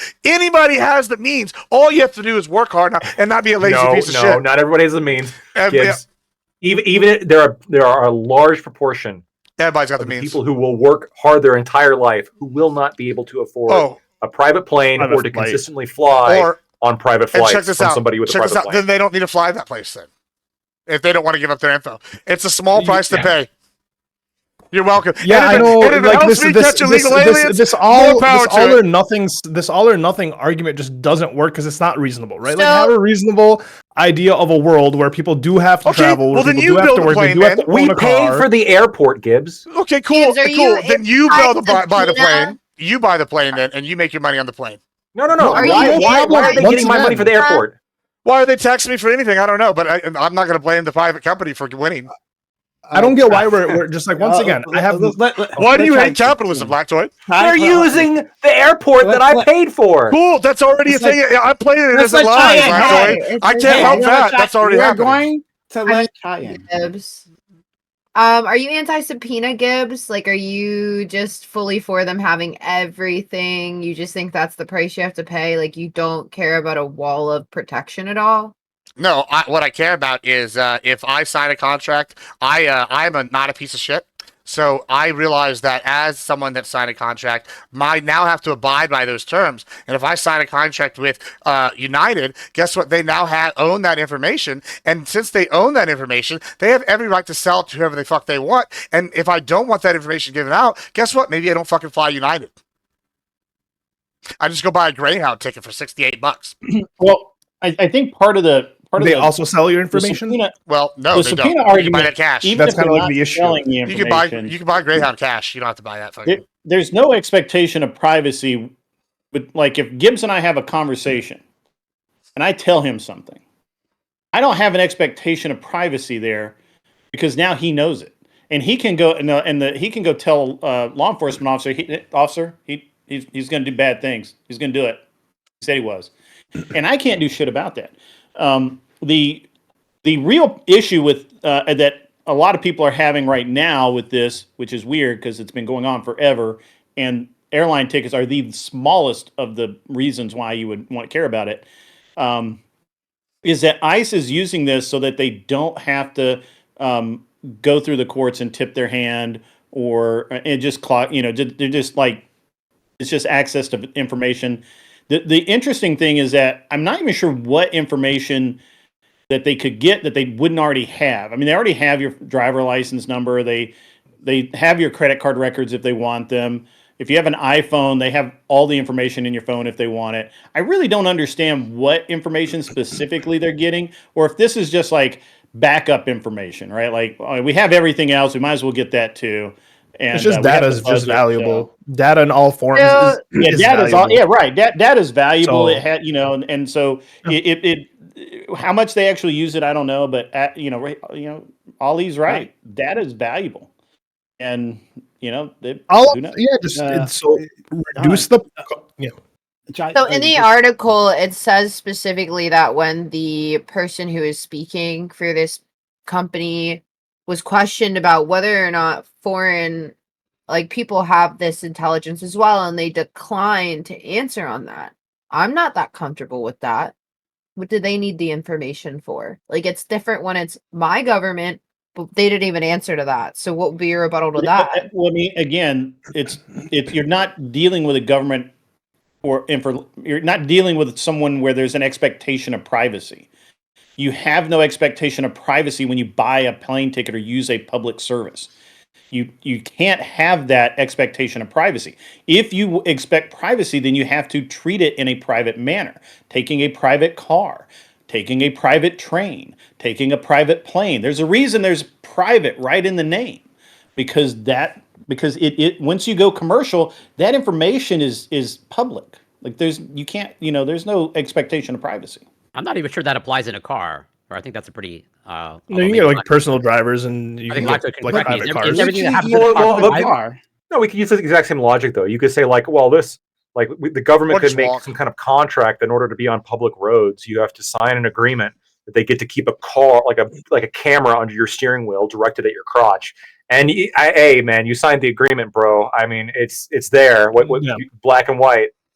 I mean, like, and to extend it to an even stupider level. The issue is you can't do anything. You can't do most things. Well, they put the camera there. Oh, so if you go to the public library, all your information's out. It's public library with your date of birth. Well, then don't use. Yeah, that's exactly right. Like we're talking about. You say that in a mocking tone, but that's exactly right.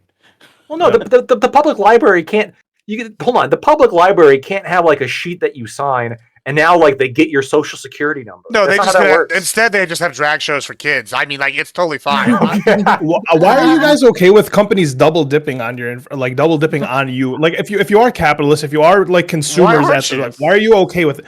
You're okay with them making money off you giving them all the information, and that you not benefiting at all? That's kind of like they don't care about the privacy, but care about that though. Ollie, hold on. Here's the problem. You say we're not benefiting. Here's the thing. This is where you're wrong, and I'll tell you, it's real simple, right? Mm-hmm. Guess what? You got to fly on the plane. The plane. You got to fly on that. That was you benefiting. So after that's done, tough titties. You already So like, say you buy a ticket. I buy a ticket. And it says on the contract, right by the ticket, your information will be shared with other companies which we see fit. You go, okay, I've agreed to this. Guess what? You don't have any say in that no more. And it's not double dipping. It's a single dip. It's a single dip because the service that you purchased was the plane flight. And now to pay for that plane flight, to make it economically viable for them to continue working as a flight carrier for people nationwide, is they didn't turn around and sell that person, because sometimes, many times, they'll fly planes with nobody on it to keep schedules going because guess what? They're offset in their losses on this, partially from their information being sold. You're welcome. You got the benefits you wanted. You got your flight. Yeah. Okay. So you're okay with going in, paying for a flight, which should cover if it's a good plane company like that should be it. They're selling flights. That's what their business is. But now they have a pseudo business that you seemingly just agree to. You don't mind that they're making more money on your name, which I think is like a really, really weird road to take as like a capitalist, as like an American, that you don't want any cut in on this, that you're perfectly okay with just a conglomerate company making asinine amounts of money on you with you doing literally, it's all the work. It's your work. You filled out the information. Can we just like brainstorm all the bad things that could happen with this information? Like what bad things could happen with this info? A slippery slope doesn't work with me. There's nothing bad. All that we're is we get the terrorists out of here. That's all they're worried about. Ollie, let me ask you something, man. Do you realize that you're right about the information thing? You know that airlines are actually in a lot of cases bigger banks than most banks through their credit cards and their points systems. It's hilarious when you read about it and figure it out. The amount of revenue that they make off of you using their credit card or their point, or if you pay with points, the amount of money they make off of you is insane. Crazy. Which is fine, because that's a fair agreement. That's a fair trade. What I don't think is a fair trade is I go and I buy a ticket, and then that should cover me. But no, you're not just making the money on me. You're then selling my information for X amount of like $1,000, thousands of dollars, whatever it may be. Prices. So no, what I want them to do is lower the prices, make the prices lower for or give me a cut of the information. So here's the thing, Ollie. The reason why they're able to pay the prices. I'm being mine. Before you do that, just let me get a super chat in quickly. Capitalism happening here. There you go. Alexander Wynn for another $10 says, forget all that. Look at at the credit card scoring agencies, the credit scoring agencies. They are worse than anyone. So he's talking about. So the point he's trying to make is that the credit scoring agencies, right, like Experian, they have so much of your information. I mean, like a massive amount. Oh my God, so much of your information, right? And a lot of it's up for sale. And I imagine the government also buys it from them. So in terms of these databases, there are a lot of places where like a massive chunk of your life lives, right? A lot of it lives in Google. A lot of it lives of the credit scoring companies. A lot of it lives with these institutions that you end up interacting with a lot that store it. So yeah, it could be the airline industry. It could your car. It exists within your car. I think we haven't actually grappled with that, because something that was said before is that, well, if you don't want your data to be sold, right? Well, then you take a private car ride. Well, I'm saying that's already happened. In your private car, if you bought it within the last 10 years, that car is gathering your data and selling it right now.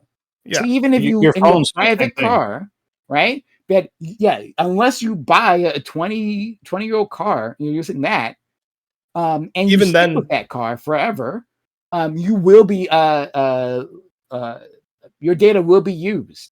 Even then, even with the older cars, insurance companies are having you input these little chips in your car that read like your stop, your go, how fast, or whatever it may be. So it's like there's really no way of getting around it. Hold on. This is interesting, really. There's two things that we got to talk about. One, Ollie, this is not how it works with flights and other things. First of all, there is a reason. I'm going to explain something. You said, I want lower prices, right? Well, you're not going to get lower prices. What you're going to get if you take away this ability for them to sell this is now they're not offsetting their losses somewhere else. So instead of being able to make money from selling your info as a portion of their revenue stream, they're now going to be restricted down to only one revenue stream, which they should they should shut down as a business. Hold on. Well, that's your opinion. That's cool. But guess what? So now it's hold on. Check this out. So let's just say they follow what you said, they have to shut down. Well, now other airlines are going to be able to raise their prices even more because the competitor. Hold on. Competitor goes. So hold on. Your end goal, you said, was to decrease prices. So okay. Yeah. How? Hold on. Well, let me finish. Stop interrupting. Let me finish here. Okay, I'm trying to answer. You said you want to decrease prices. So you're going to shut down a company because they can't do this without selling info. Well, if you let me finish, I'll be able to answer all your questions. So listen. So first, you're going to sell. They're selling the info to offset costs. It's a revenue stream, right? So that allows them to be lower. You don't like that, so they have to raise prices. Nobody uses that airline. They go to business. Other airlines now, demand goes higher. There's one less competitor. Overall, now less people are able to use that service because it's priced out of their range. Same thing. Let's talk about the cars. Secondly, what y'all said is unequivocally not true. I just did a quick Google search. Yes, they are gathering your data. Within the contract for most major ones, according to ChatGPT, we can figure out like Electronic Frontier Foundation and Autoplan both confirmed this as well from the quick search I've done, is that you are within your rights, within the contract, within the last 10 years, if your car's got a computer, to opt out of data sharing. So yes, your car may collect that information, but you are able to opt out legally now, and you're not bound to send that info to them. And now, you're not even required to send that info to get manufacturer updates in most cases. So, when we're talking about cars, guess what? Private cars still exist. You can do that. Or you can always get a car that's older, pre-PPC, or disable the info. And when it comes to flights, you don't want cheaper flights, because what you're advocating for is either shutting the flights down or raising prices overall. So what do you want, Ollie? Do you want cheaper flights, or do you want people not to be able to fly at all and have that public service taken away that's being provided by a private company? I could have saved you like 7 minutes because you didn't argue the point I was making. So what I was saying by cheaper flights wasn't that if I'm going to if I go to a store, right? If I go to Blockbuster and Blockbuster can't keep up with demand or whatever it may be, and Blockbuster shuts down because it's not making enough money, then Blockbuster deserves to shut down. It doesn't mean Blockbuster should sell my data on the back end, because that's no longer Blockbuster. Now it's a data collection firm.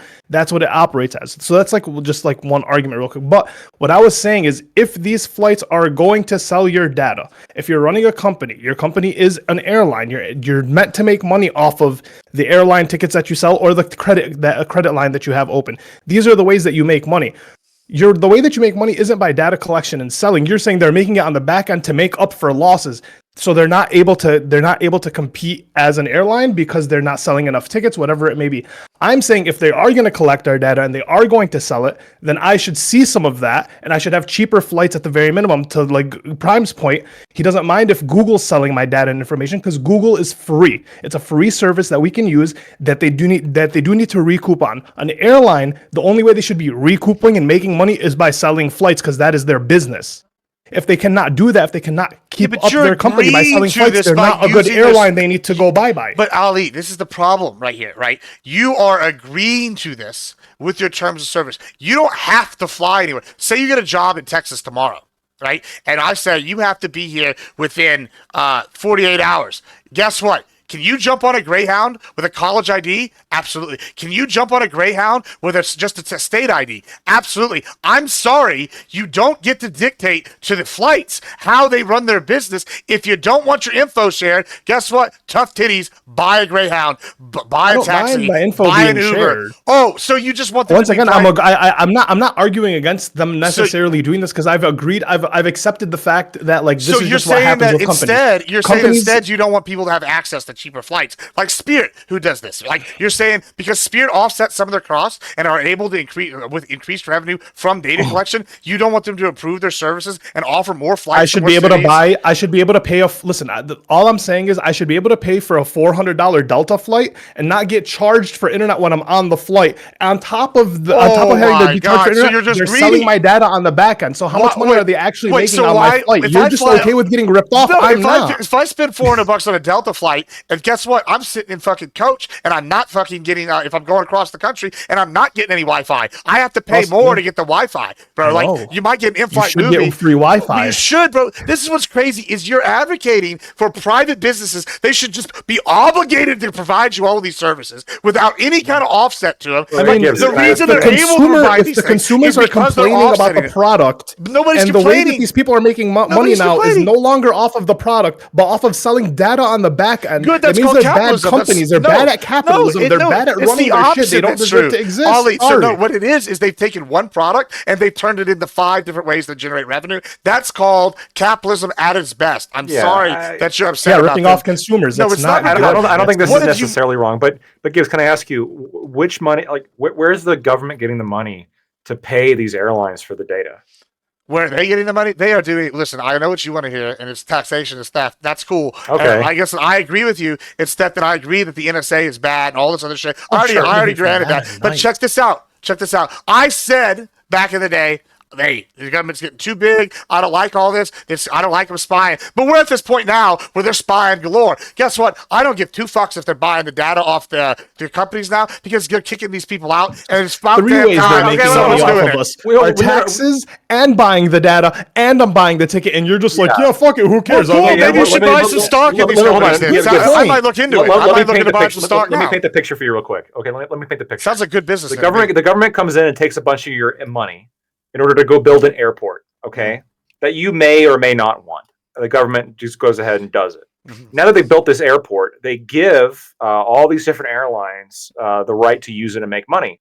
What the airlines then do is they do that.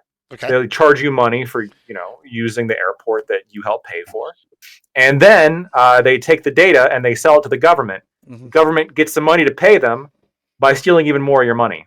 Sure. And your argument here is that this is private free enterprise? Well, actually, Lactoid, this is your argument because your argument, if I recall arguing previously, was that, and I quote Lactoid, the most moral thing a person can do is make money. God. So this company is now taking the... That's not even what I said.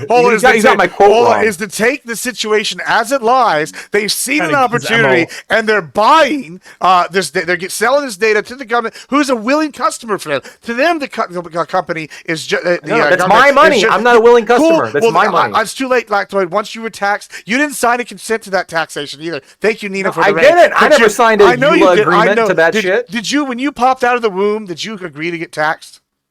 I did not. No, you didn't. But guess what? You're taxed anyway. So we're fucked. Here's the deal. Since we're already getting fucked, at least these companies had the audacity to come. Hold on. These companies had the common kindness to come and make you sign that contract to your face. I'm sorry that the government was the evil ones in the situation. I can't help that. You should be lauding these companies as they're selling to the government. Yeah, that's good for them. So yeah, we just get fucked on all ends. You should be praising these companies, Lactoid, as a libertarian. I am not praising these companies. Wow, why do you hate capitalism? I am not praising this. So company, you hate free trade? Okay? No, why this do you is hate not free consumers? trade. Without consumers, you have no capitalism. So hold on, you agree you live in a society where we pay taxes and the government pays for shit, right? I don't like it, but you agree understand that money is taken out of my paycheck every year. I now, as much as say Prime objects to war. I don't know if he does. I think he does. Say Prime objects to war. They tax Prime, and now his money was directly used to fund Javelin missile. He gets a say. Oh, he gets a say. Cool. Now, we've already voted people in office that have made this legal. And guess what? Now, the best thing you could do is to buy stock in United and Delta. No. Because this is good. I'm not saying that this is. I'm not saying this is necessarily illegal. That's what I started with. I think that there's probably a lot of this is not illegal. Some of it might be, depending on the extent. That was my position. But politically, you're free to oppose this entirely. You can say, hey, this is my money that you're taking from me. I don't want to fund something. They're taking all my shit and selling it to the government using. I just don't want that rule. I don't want the government spending my money that way. And of course, we can vote for the government not wasting our money. That's the whole point of voting not Democrat. Well, it's too bad. It's too late. Might as well get some stock and get some rewards. Some miles, some points. Hey, that's another way they do this. If you have frequent flyer miles, they sell those. This is another way they collect data. I looked into it. I'm going. So if they're selling your frequent flyer miles to these credit card companies, are you a fan whenever you get the benefits from the system, or just only when it's convenient? So if I say I have 1,000 frequent flyer miles, and the company decides, hey, at the end of the year, we sell those frequent flyer miles to a credit card company like Chase, and I get rewards for it. Are you pro getting those rewards from Chase? No, you got a direct benefit. So only whenever I want a benefit of someone making money on my name. Yes. So you I see. You did benefit. Yo, Doug, I'm about me. I'm about me. So did you get a benefit when you got to fly? Did you get a benefit when you earned those? Yeah, I paid for. No, I paid for that benefit. And you earned frequent flyer miles from that, right? Not always, no. So I but you can. I don't have a card. You can, I don't have a credit card. I just use the debit card and I buy the flight. If you had a credit card that had frequent flyer miles on it, which maybe you should look into. Yeah, I would benefit from having the credit card. So you would benefit from the system that they put in place. So you really I'm paying into the system by paying interest into the system, which is why they gave me the credit card. It sounds like you're just bad with credit if you don't have a frequent flyer miles credit card. That's no. Wait, hold. But that doesn't mean anything. Even if I have frequent flyer miles, that means I'm paying into the system and I'm getting a benefit, which are the frequent flyer miles, because I agreed to be a part of the credit system. What I didn't agree to, which I guess I did agree to, but what I don't agree to is them on the back end selling my data and making money off me with me having no benefit. That's the issue. If I sell the amount, what kind of people come into my store and I sell cakes, is that bad? Let me interject. Should I be able to do that? I actually have an instance that was actually just covered by a friend of mine. So do you guys know what ADSB is? It doesn't matter. It's a locating system for airplanes, for small private actually all airplanes have to have them now. And basically it's reduced the air traffic control workload. Plus it allows you, if you have a receiver in your airplane, to see all of the traffic around you on an iPad or whatever. Or you can even do it on your phone. I have the app on my phone. I can see all the airplanes around me. The interesting thing about this is that there's a company, and I can't remember the name, it was like Vertical or something like that. And basically what they're doing is they're going to small municipal airports. And they're saying that, let us put these towers up and we will track the ADSB data of airplanes landing here and assuming that they buy fuel or not, we'll send them we'll bill them for the landing fees. They have no actual way of knowing if they actually landed. They have no actual way of knowing if they took on fuel. Which, by the way, if you buy fuel, your landing fees are usually waived. They don't have any knowledge of this. And so the pilot gets a bill, and it's usually not small. And he's like, wait, I bought fuel at this airport. And they're selling this information back and forth.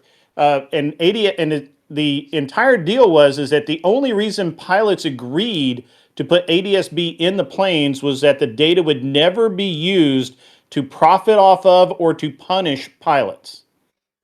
Because if you know everything an airplane is doing, if somebody decides to do something foolish like fly under a bridge, for example, not admitting anything, or just do something kind of nuts. You have a record of that. Like every single flight that takes off, once that ADSB hits, they have all the data. How fast it was going, how high it was, everything. Okay. Pilots only agreed to it. And by the way, it's like $7,000 to put that in your plane, by the way. So pilots were not happy about it. Now that data is somehow being sold, and it's actually being collected not by the FAA, who you would think would be the evil gremlin here, the government, but by private individuals who they call up Ollie and they say, hey, Ollie, I want you to put this receiver, this ADSB receiver up on your property here, and we'll pay you, $10 a month or whatever to just have this thing on your property. And they put those all over the country. There's a lot of them now. And this private company is gathering public information that's not supposed to be used for profit. Now that I can't get behind. That actually but that's is different. what Ollie's talking. But that's different, Grid. Okay, so I own a B2B sales company. I understand that it's different, right, but I own it. Right, so let me give you an example. I own a B2B sales company. Thank you. I collect data on all the companies that I do business with, right? Like what kinds of companies they are, what like the ethnicities of these people are, like where they are located, like all sorts of data, right? What was the second one? Like the ethnicities of these people, all sorts of stuff. Yeah, it's good information. Like Why? Because guess what? If I'm seeing a surge in Hispanic sales in this region, maybe we should hire more Hispanic salesmen in this area to push more product out this area. Don't admit to that. All sorts of things. Nah, of course not. But you can collect data. Don't make it weird, man. Business practice. No, it's not. It's fair business practice, right? I'm collecting now. It's fair. Ali over here. You cannot specifically hire certain ethnicities of salespeople. No, of course not. Of course not. We Makes would train people how to sell to certain minority groups better. That's what we would do. Anyway, so what I'm saying is we're going to go over here and we're going to collect this data. That way we can provide a better service to the community, right? Cool. Now Ali would go, that's fine. But we don't want you to make any more money, even though you're saving these people thousands of dollars. Now, this isn't going to hurt their businesses anymore. In fact, it's going to allow me to make more money and provide more services to more people because I can sell this data. So what Ali is really saying is he hates making stuff at a reasonable price point for the average consumer. Why do you hate the average consumer? And why are you basically putting a tariff on these people? What do you hate? You're basically now tariffing the average So consumer. these businesses, you're telling me that you're going to these businesses, you're like, hey, I'm going to provide a service for you, but on the back end, I'm also collecting a bunch of data. Okay, why shouldn't I be collecting that data from the information that I, like, if I own this info, why shouldn't I collect it? You can, once again, I have no issue with that, but you want these people to pay for your service. Okay. And then on top of that, on the back end, you make money. You're just making money on their data and service, but you're telling them I'm providing you a cheaper service. But we know that you're not providing a cheaper service. Hold on, that's not true at all. So what I'm saying is, okay, so let's take this scenario. I provide a service to all sorts of groups, right? All sorts of people everywhere, and I'm providing this service. I collect the data. Now I pay people to look at that data and give me analytics, and then I act on that data, which expands my business and allows me to give better rates to people. So that's a different scenario. Okay, that's fine. Now, what I've done with that, now I take that data that I have spent money on to collect and create a department, and I turn and sell that data, which now makes me more money, and I can now use that money to reinvest in my business in a litany of different ways. You're saying that's now somehow bad because I can now pay for more people to have jobs. I can now spread my business to other people. I can now offer better prices to other consumers. That's what you're saying is bad now, huh? So me, Ali, your friend on the panel, no, make your money, right? Me, if I'm looking at it as a societal like structure, should businesses be doing that? Is this a good so practice? They shouldn't be allowed to collect money.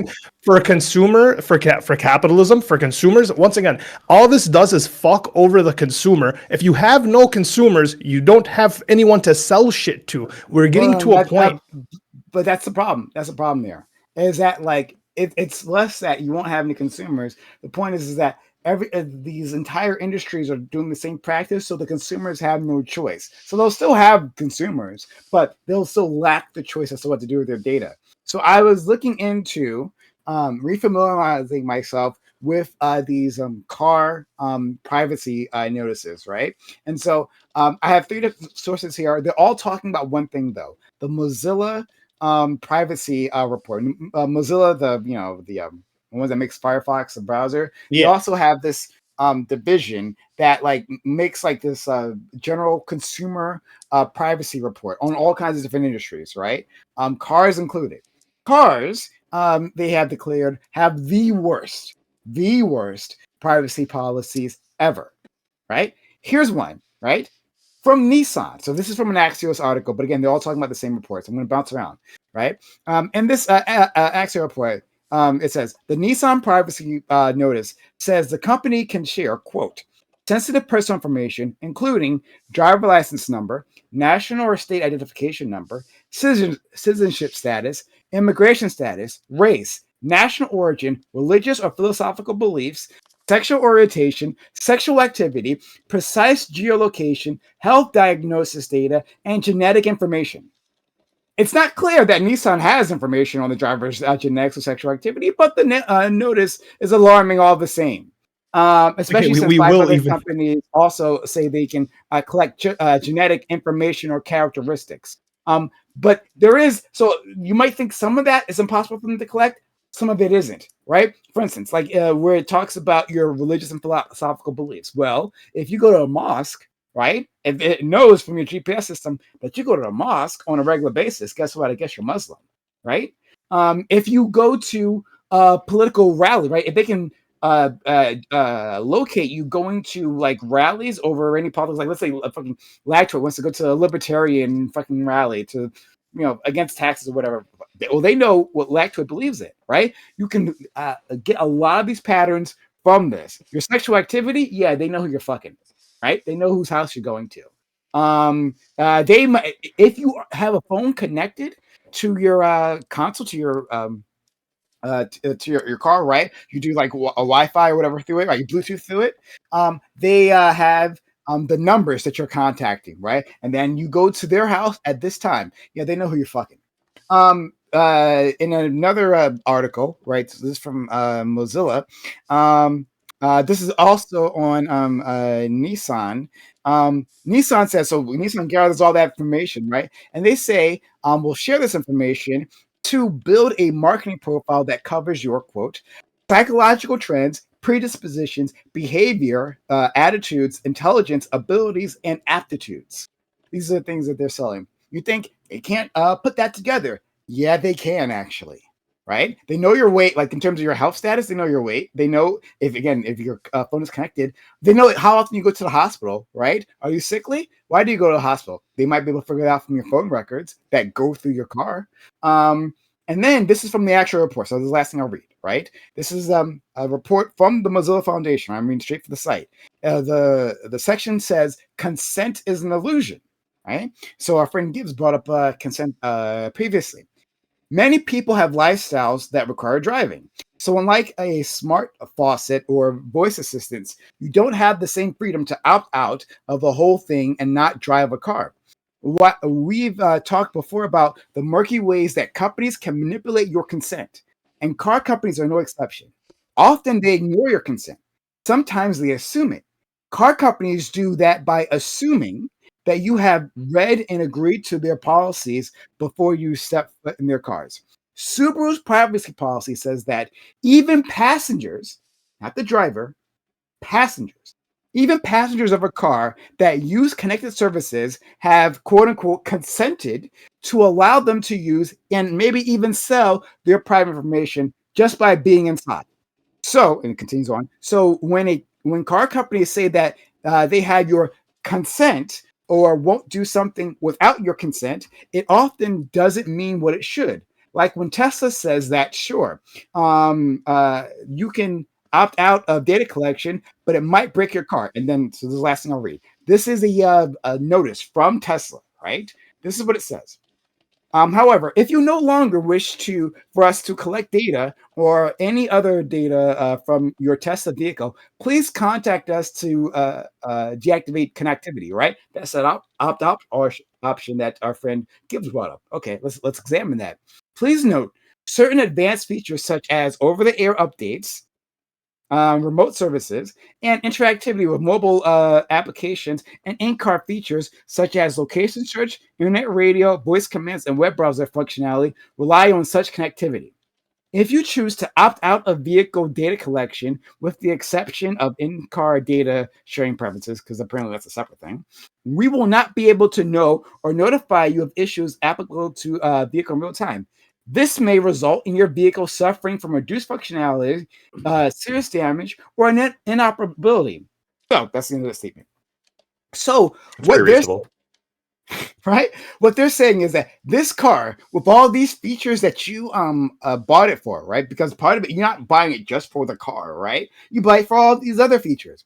You have to agree to sharing that data, or that other things like connecting your phone, or the GPS, or all these other things that are included. You don't get to do all that, right? So you paid the same price. You pay the same price for reduced functionality, and they're threatening you. They're threatening you that last sentence, saying that, oh, well, if you don't have this turned on, well, guess what? You might the car might break in some unfortunate ways. But we don't know. We can't be sure, right? What services might be necessary and functional without this data service turned on? It's not really our responsibility at that point once you do that. And remember what I said before. Passengers, not the driver, last thing, passengers all of a sudden consent. So you get into your friend's car that you've never bought that car. You didn't exchange any money. You didn't sign any forms. You also consent by connecting your devices. So don't bullshit me about that, about choice. It doesn't exist here. It doesn't exist. This is the amount of data they're selling to you. They're selling from you, right? And even can have disastrous consequences on using the car that you paid tens of thousands of dollars for. Done. So I think that's interesting in and of itself, but your phone's way worse. Your phone, the microphone never shuts off. I don't know if you guys realize that. Grid, we agree. Grid, we're not fighting you on that. Grid, also, phones are bad too, right? Like these are. I'm just like bringing this up because people, right? I think that most people, and some people don't think about this at all, but I think a lot of people consider like the privacy implications of their phone, right? And that's kind of priced in. Now, I'm not saying I agree to them being able to do anything they want for our data, but it's kind of priced in. But I don't think people price in how much cars are collecting, right? And what it means to even try to opt out of that, because you actually do lose a lot when you opt out, if you can opt out, because they make it difficult to do that in the first place. There's a whole bunch of choices they make, but we agree on the phone thing. It's just interesting. It's the cars are bad. Obviously, me personally, I have a 5-year rule anyway, so I don't buy anything newer than 5 years old. But in general, I don't connect anything to anything. Like my Jaguar actually wants to update so bad, and it never connects to the internet. I just never let it connect to the internet.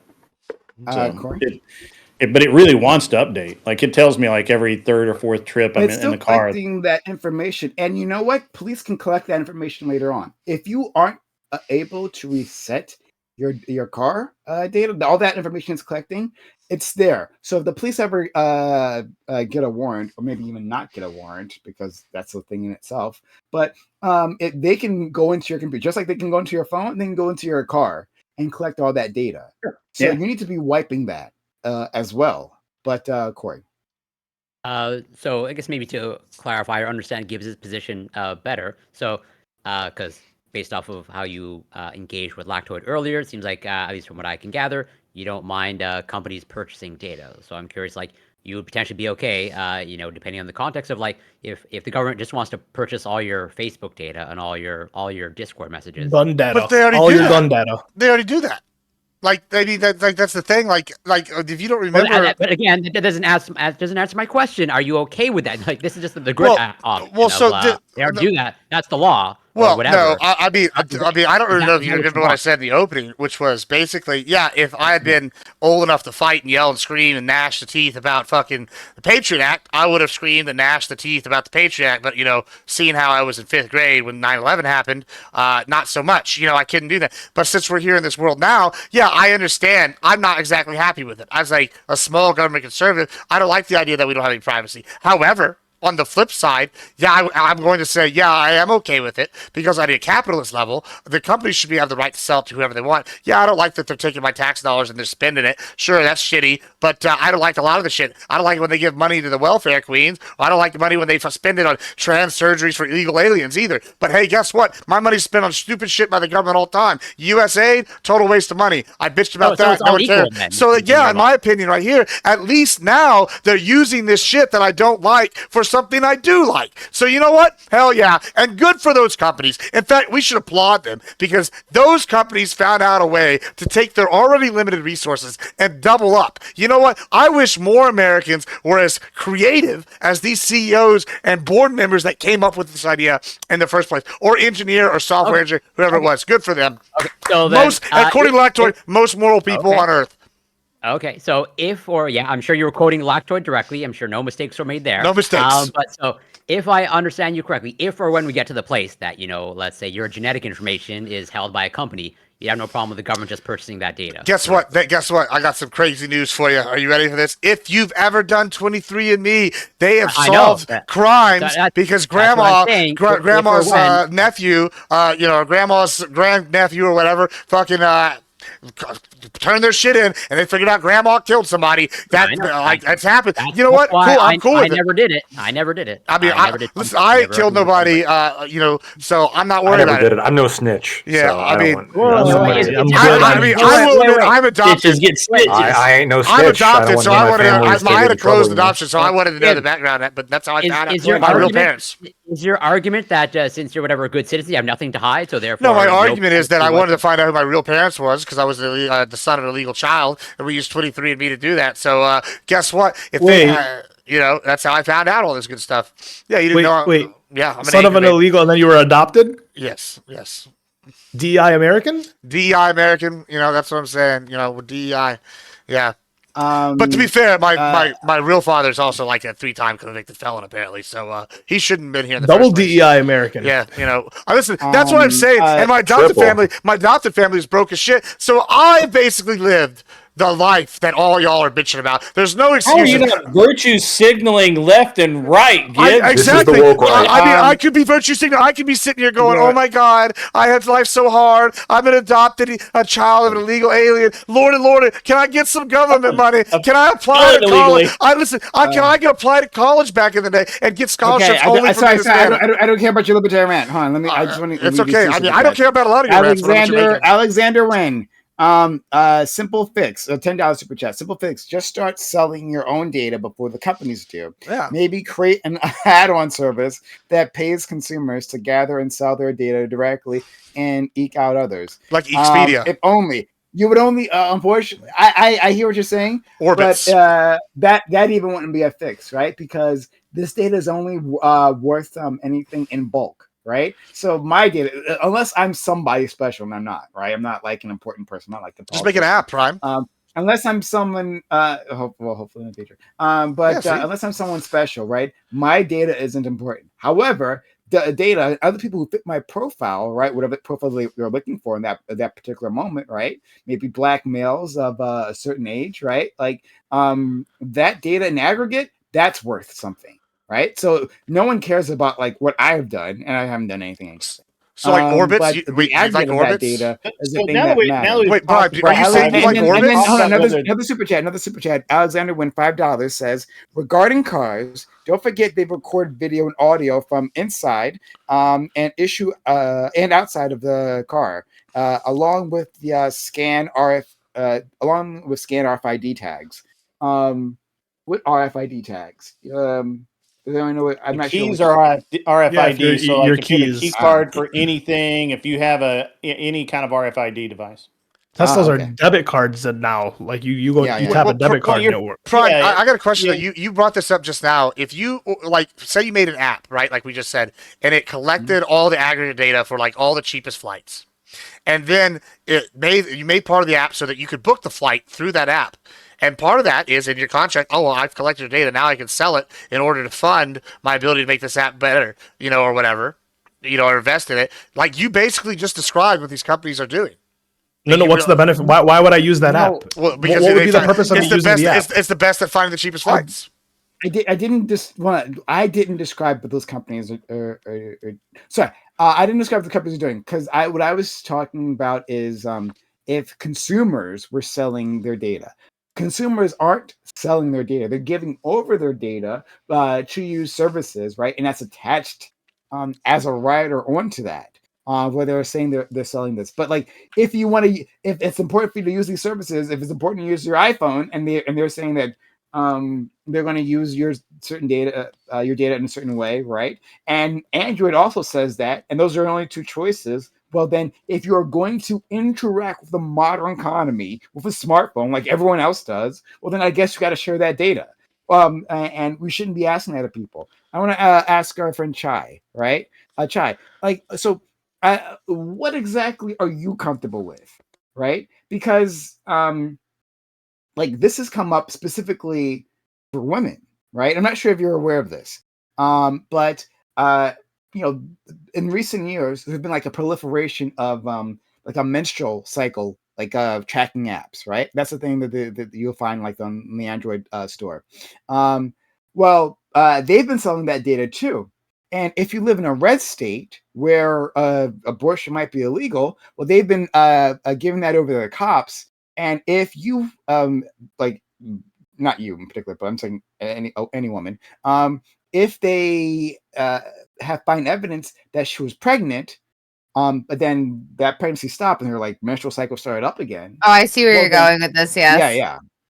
So like, what are you comfortable with in these situations? Yeah. I feel like you have to read the fine print. Yeah, I get that, but at the same time, you shouldn't be trying to manipulate somebody's state of free will. And your morality isn't exactly always what's going to be right for the people that are upset about that. Sorry, what? I'm a little confused. What do you like? So the morality of people that would be upset about that, the government using period tracking apps to see if somebody's pregnant, maybe got an abortion, or who knows, right? Like that would be their morality. That's not everyone's morality. Do you think that it's I don't think that should be like a public thing. I also don't know what Trump necessarily needs with these airline logs. I don't really understand what he needs that for. I think there should always be a reason why. I don't think you should have to have open access to everything. I think that's just silly in any case. You should always have to have a means of checking. So by means of checking, I guess you mean like a warrant, at the very least, or like a like a subpoena or something like that to just, make sure you are who you're supposed to be, so there's no maluse. So okay, so there's two different things. One, there's the misuse of it once, because there's the government using it for a certain action, right? And which is a legitimate purpose, but it's like whether we want the government to use that in the first place. And then as a separate issue of whether the government gets the data and then misuses the data outside of legitimate actions. So those are two separate things. We can discuss them separately. But like, I guess I'm saying that like, does it, if it's the case that all apps, right? And we can talk about like running apps. Like running apps sell your data. Like if you got like those watches that keep track of your heartbeat and stuff like that, they know a lot about your health, right? So like if it's the case that all of them on the market are doing it, and handing it over to the government, do you think, well, simply don't use those things? Do you think that's a good response? That's what our friend Gibbs has been saying. Simply don't use it. No, just simply don't use it. Well, what's the alternative? Like, obviously, I like my iPhone, but am I going to go out and get like a flip phone? I mean, you could. That's what. That's the argument. Build your own phone. I'm sure the patents are up on. Like, are you serious, Gibbs? No, I mean, honestly, okay, yeah, sure, okay, let's take that argument. The phone, like, okay, like you're sitting here saying that we couldn't do that. How come the mob, for example, is able to use burners on a regular basis? To this day, I could go down to the store right now and buy a track phone and do everything my phone does except surf the web, right? And but is that their main phone? But I mean, hold on though. If I use a phone to call, say I buy a track phone, I can do everything but surf the web, and I can live my day-to-day life using that phone. Tell me, how is your life affected if I give that phone number out to call or get text from? And suddenly I just can't use it to Google search. Yours? But yeah, I mean, I'm just saying. I lived before we had smartphones. I had a Razor that didn't have internet, and then it got internet by the Razor too. I had a track phone. It was green screen with snake on it. I had a BlackBerry. I think all of us went through the flip phone. You remember era. that? So were you able to live without a smartphone? Yeah, because everyone else was also living without a smartphone. Okay, so are you saying right now I couldn't go the rest of my life using track phone? You could. Your life would be like a bit more difficult. Yeah. Would it be? A bit more difficult. So you're saying that you're saying significant. Well, I didn't want to say significant. So it doesn't hang on. Yeah, that's fine. So you're saying because I want to use because you want to have some small, insignificant or significant little ability to search Google on your phone or send emails. You call it insignificant. But the world relies on their phones. Yeah, but hold on. Are you saying insignificant? Hold on, the world doesn't rely on their phones. Emails is required for your job. Okay, cool, sure, maybe. If I live here in America, right? Cool, I guess so, right? But that's what we're talking about. Cool, I live in America. Are you expecting me to move to Somalia? Hold on. If I live in America and work a white collar job, if I'm working. Like, I don't know. Hold on. If I'm working in Midland, Texas, at the oil field, out in the middle of some area where they don't have cell phone service, is it going to affect me that I can't look at my cell phone for the next 8 hours? I'm not an oil doctor. That individual example. Hold on. Actually, are there thousands and thousands of oil workers that are working in remote places in the United States? Hundreds of millions of people. Okay, to answer the question, sure. Sure, okay, cool. Let's pick another industry. How about, I don't know, he's gonna go industry by industry. Let's go with pilots. Yeah, and then you're gonna get to lawyers and realize, oh shit, everybody there needs access to their emails and their phone. Let's go to how about farmers have technology that they're using. What are we talking about? Hold on. How about ice fishermen in Alaska? Are they using ice fishermen? They are using their phones. That's not an industry. Oh no, but they're not using their phone. Ice fishing is a hobby. Oh, okay. They are using their phones. 100%. Crab fishermen from the greatest catch. Crab yeah, cool. fisherman. So cool. Let's use Discovery Channel. When Discovery Channel is out there filming for Shark Week or The Greatest Catch, and they don't have signal, are they able to do their production jobs out on location? How about National Geographic? All these major companies have to deal with these things on a regular basis. But hey, you, the person, this is the whole argument from the left. Prime has made this argument on multiple panels. Hold on, and this is crazy, Lactoid, that you're making this argument. Hold on. I didn't know that Lactoid had turned into a leftist. Yeah, well, I guess he is a socialist because what he's arguing for right now is welfare, right? You're sitting here going, hey, these guys should have some level of happiness. That is the argument Prime has made. You just want welfare for corporations. I've said food stamps should only pay for rice and beans. And Prime, with a straight face, has told me, and Prime with a straight face has said, no, they should be able to buy whatever because they need some enjoyment and the government should pay for that. Well, guess what? You're getting some enjoyment by being able to use Google on your phone, and you're paying for that with a tax to these companies called your information. You're welcome. Suddenly, you're bad. It's bad when a private company does. Yeah, it's bad when a company does it, but it's good when the government does it. Sir, may I please have email so I can do my job? I mean, the luxury of all fucking luxuries. Listen, Lactoid. Hold on. Like when you give a deposition and they say no cell phones in this room, are you hindered from not being able to check your phone every 10 seconds while you interview somebody under record? Or when you're in a courtroom and you're giving a speech in front of the jury, can you have your cell phone out in front of you, checking your email as you speak to the jury? No. So there's situations on your table, you do have your laptop up. A laptop. So I could use my laptop to fulfill all the functions of this cell phone. So you're admitting I don't even need a phone in this time period. I could just use a laptop. You're specifically in this context. You might not need a phone. So even lawyers don't need phones that have access to the internet. Hold on. Does a fisherman, for literally every single moment of their life, does a fisherman need a fishing rod? Does the firm you work at have legal assistants? There are, yeah, sure. Okay, so if you were like, "Hey, bitch boy number 2, can you go and check my emails for me?" And they were like, "Sure, Mr. Lactoid, I would love to check your emails for you." And they check your emails, they bring you back a written report. Would you be able to do Mr. that? You mean like a paralegal, I guess. Oh, paralegal to step up. Has ball washers. They're step up. Okay, hold on. What if like my legal assistant needs to email me something and I'm away from my desk? Oh, I guess they're gonna have to wait till you get back to your desk to have it What notarized. if there's no time? Pen and paper, baby. Pen and paper. Oh man, I guess that you're gonna have to do with what everybody else does and pull out that laptop and open it up and respond. Well, no. That's not what everyone else does. Is what everyone else does is they pull out their phone. Well, I guess once again, no, you wouldn't be able to do that because a lot of times you're one of these. Lactoid, what you're saying is that you basically want welfare from these companies. Like you're anti-capitalism, and you now believe in taxes. That's what you now believe. You believe in welfare. No. Lactoid, a member of the Politburo. Just give the true taxation without started with the Russia. I'm just saying, if the government can tax me, these companies can tax my information. Good for them. I gotta ask Lactoid. Lactoid and Haas are basically the same person. I can see him, bro. Lactoid keeps Mao's handbook right next to his heart. Yeah. I mean, what's crazy is I unironically have Mao's Jackson Hinkle, Lactoid, the same person. Hammer Sickle, Lactoid. Hold on. I think he's more like Hammer Sickle is his Scott would be so proud of all of you. Oh, Lactoid's actually more like Visora. He's a libertarian communist. That's more like it. Yeah. So wow. Lactoid, I gotta ask, man. Go ahead. I don't know.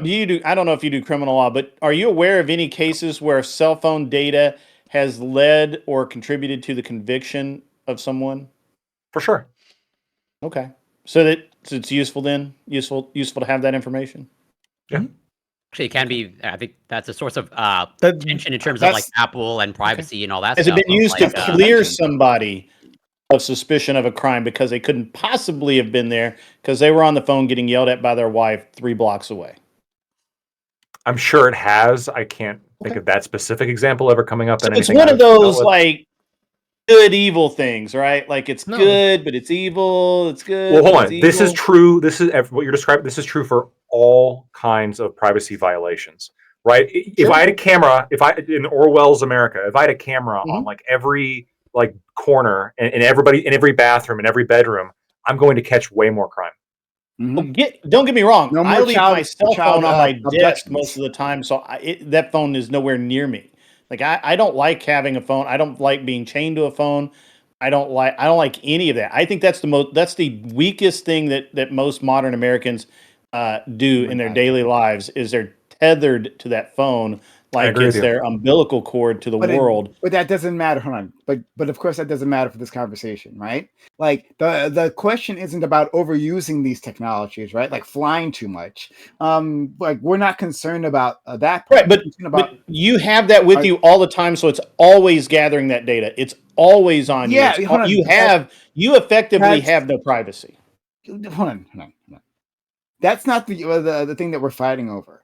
Right? Like we're saying that there are products and services that to function in a modern economy without going off the grid, like Gibbs could never actually do. We know that, right? Rather than I couldn't either. Just to be clear, I can go to my. I don't have cell phone service. If I was married, I'd be living on a. I don't have cell phone service on half my ranch, and yet I'm able to send emails from the house when I go over there. Like I mean, yeah, and your ISP also sells data too. Oh, cool. Okay. Oh, that's why we use a satellite fucking system. It's called and then we have a VPN. Hold on, with a VPN. Hold on, which is crazy. Hold on. With a VPN. Hold on, all these things are painful. Hold on, but you're arguing these things like people can't take these steps, and they're still don't have access to the same things. Are you saying, hold on, you pay a subscription service? You pay a subscription service for your cell phone? I'm arguing the opposite.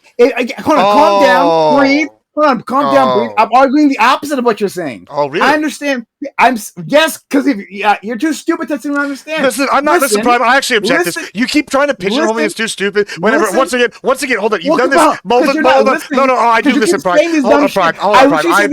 You say that you try to pigeonhole me as too stupid when I've like your economic take. Okay. Hold on. Let me finish and let me say A, and then you can react to A and not to B, which I didn't say. Okay. I'm saying yes. You can do all those other things. You can get off the grid.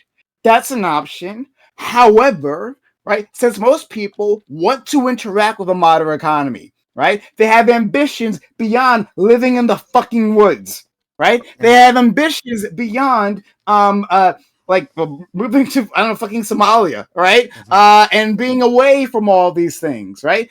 Because they want to interact with the American society, they should have the freedom to do so while having a level of control of their own data, right? And by that I mean specifically that when you interact with a service, you should have granular choices as to what data they can and can't use. If it's a paid service, if it's not a paid service, then my opinion changes. If it's not a paid service, well, then they got to make their money. And I think selling your data is completely optional. There's even a search engine, right? We were talking about Google previously. There's a search engine apparently with a paid subscription, so that they don't sell. Do you remember a few years ago in New York the issue with the intranets? Do you remember this? Do you remember this issue? So I now need you to respond to me saying, perfect. Of course you can do the I will explain this, but you should be able to use these critical services, like drive a car, like fly in a plane, like use your phone, like do a million other things without worrying that your personal data will be used, especially not by the government that has state power, the power to arrest. That's a big. Do you remember? Do you remember like 8 years ago in New York when they shut down? Go ahead. Give me a second. Prime, you say that, but I mean, and again, I'm from the South, so maybe that. So, maybe that's a determining factor. I know people who still own carbureted vehicles that doesn't have a single it has nothing electric in it except the radio. Like, you're not tracking that thing for shit. I know people. My mom actually uses a flip phone because she doesn't want data. She doesn't. Literally a flip phone already. This is like you say that. Well, people, whatever. But flip phones collect data, or they can be used as a data source. Also, Grit, I don't want to be that guy. Like, how old are the people that you're referring to and where you live? It doesn't need a data plan to do that, right? Like, it has your location, checks in with the tower everywhere it goes, right? It has who you called. It might have Prime, but are they tracking my carrier pigeon? I don't think they're tracking my carrier pigeon. It might be possible if, but there are people out there that just don't do that. But turn on the mic, right? If they could have a contract, right? According to Gibbs, right, this would be fine. They could have a contract in that cell phone that says, "Hey, we're also allowed to turn on your mic every so often to collect some data, right? To send advertisers." They could also do that as well. All those are within the possibility. They could also do that as well. Well, here's what's crazy, Prime, that you brought this up, right? So I was trying to bring this up before Grid went, right? But do you remember about 3-4 years ago, there was a big controversy about guerrilla internet, and specifically in New York City? Okay, well, it's a big thing. It came to it. It's called the big one now is I think it's what is it? NYC Mesh is the one that's like basically community owned. Mesh network. Okay. Yeah, basically, and so they made their own connections to the internet. They've been able to get on there, and like NYC has been fighting them for years. They don't like it, and like the big companies don't like it either. And these people do it. Now, what this is interesting is because this charge is being led by which party? The Dems. So what you're sitting here and saying is, oh, well, people can't just sit here and make their own internet. Wherever it's pretty clear you can attach and create your own, like these internet people, these internet guerrilla internet people. Just hold on. Yeah, actually, hold on, Sociologic. Hold on. The people that have made these Sociologic went down to basically Best Buy. He never said you can't make your own internet. Hold on, stop. They basically hold on. They've made their own access. They've made their own intranets that connect to the internet, and they're able to expand. Making the internet. Hold on. It is. Okay. Hold on. Let me just. I do absolutely understand. This is okay. I gotta say something. I object vehemently to this idea that like I'm somehow stupid or like somehow don't understand these concepts. Whenever I don't sit here and insult your intelligence, when it's pretty clear to me that you don't understand basic economics. Hold on, Prime. Hold on, Prime. I'm not done. You muted me for 45 minutes. I will explain that when I get to that. But here's the thing: is I've sat here and listened to you talk about economics on many panels when it's clear to me you don't understand economics. You're now repeating the same talking points for trickle-down economics in regards to tariffs that Republicans and Libertarians have spoke for decades on this regard. And now, when earlier, when I brought up using this stuff on my ranch, on how to connect to the internet, how there are ways around them collecting my data, using VPNs, using satellite internet, or in this case, building the tech to make mesh internet, guerrilla internet, attacking from different ways. Oh, cool. It's not making the internet. It's cool. I understand it's not making the internet, Prime. Hold on. You haven't let me explain. You haven't let me finish. Hold on. This is not Destiny. You're not Destiny. And then you push back this is weak debate. This is bad faith debate. This is bad faith debate tactics to sit here and go, oh, so you don't understand when you haven't let me finish what I'm saying. What I'm saying is they have made an ability to get to the internet, which is a worldwide node. Everybody's able to attach to it. Cool. Hold on, let me finish. Correct. Hold on. So they are able to buy this tech, going down to Best Buy on normal people's salary and build this themselves. If you want to do it, you can. And you don't have to sit here and pay these other companies. You are paying for convenience. Hold on. Oh my God. Yeah, it is. Oh my God. It's infuriating when you're sitting. It is stupid because I think it's really stupid when you're going to sit here and go, oh, hey, these people can't do this. And I can quickly Google, how to make my own mesh internet. Hold on. I can make my own mesh internet. Hold on. You're not letting me finish. Hold on, Prime. Once again, you're not letting me finish. And you're talking about saying the first thing. Hold on, Prime. You keep saying stupid things all the time, and I don't sit here and do this to you. Sure. Hold on. Yeah, it is stupid. So what I'm saying, dumb thing. Hold on, Prime. Okay, listen, this is why you had to mute me because I was right, you were wrong. But here's the same thing. Yeah, sure, here's the same thing. It is sure whatever. You can keep putting it as stupid when it's not. If I'm able to buy the tech to bypass the internet company, the only thing you're paying for is one, the knowledge how to do it, and two, the ease of access and the connectivity. So what you're sitting here saying is, I don't like the fact that they provided a service, and with that service, they're collecting the information and reselling it whenever you're too lazy or you're too stupid to go do it yourself. And so here's the crazy thing, Prime. When I can point to this for cell phones, when I can point to this for planes, when I can point to this for the guerrilla internet, it's crazy that you can call it stupid when at every level I can point to people being able to build these things on their own. Were the Wright brothers able to make their own airplane? Absolutely. If I have the money, I could build a 747 from scratch, buying the fucking tools from Boeing. It's that simple. If I have the time and the money or the know-how, but you're sitting here going, I deserve these things, and these companies don't deserve to be able to profit off the services they're providing. That's just anti-fucking capitalism. And you only are totally okay with it when the government does it. So you're really only bitching because private companies are able to make money, and you're sitting here totally okay when Uncle Sam comes over and spreads your ass cheeks and fucks you. It's totally fine. Okay, now my turn. Sure, go ahead. You said a lot of dumb fuck shit, and I'm going to call you out dumb fuck shit. Oh, tell me what was dumb fuck. You say a lot of dumb fuck shit. Okay, so first of all, what was the thing that I reacted to, the thing that set you off, is that when you said they made their own internet. Oh, made their own. You know what I meant. They made access to it. Then you changed. Prime, this is bad faith what you're doing. Nobody thinks I made it that way. Right? After I pushed back on you, 5 minutes of me pushing back at you, telling you that you're an idiot for saying that, right? Then you said, oh, what I actually meant. What I actually meant is that you wouldn't let me finish. You kept interrupting me. They created their own internet access, which is a completely different thing from recreating the internet. Yeah, it's a whole different thing. That's exactly what I said, by the way. That's what I said, but you kept interrupting me, so I couldn't finish. It's not what you just objected to what I said immediately every time. No, you didn't. Absolutely. No, you didn't. It's no, cool. You didn't. I mean, I speak basic English. If you don't, I know how. Do we need to preach you English? You try it all the time. It's not going to work with me. I mean, it is working because you're mad about English. Correct you, and then you're like, I didn't finish though. If I had said the other half, that's what you do. This is the pot calling the pedal black, bro. You literally screamed, "We're stupid," and interrupt me every time. No. I specifically said, "Hey, they didn't make their own internet." You replied saying they did make their own internet. Yeah, they made their mesh internet. And I said, what was the word I said? I said intranet. You know what an intranet is? What is it? Did I say the word intranet? Did I say the word intranet? Moving on. I did say the word intranet. So bad faith again. Because you were wrong. I said intranet. Did I say intranet? Did I say intranet? I did say intranet. I did say intranet. No, you didn't say. If I go back in the VOD and I clip my saying intranet, then you're lying. You're absolutely being bad faith and lying. I said they create their own intranet and connect to the internet. Those are my exact words. If I do that, and I said that, and will you admit that you were wrong? If I go get a clip of me saying that, will you admit you were wrong? I said make own internet, and you said yes, they did. I said intranet, and they attached to the internet.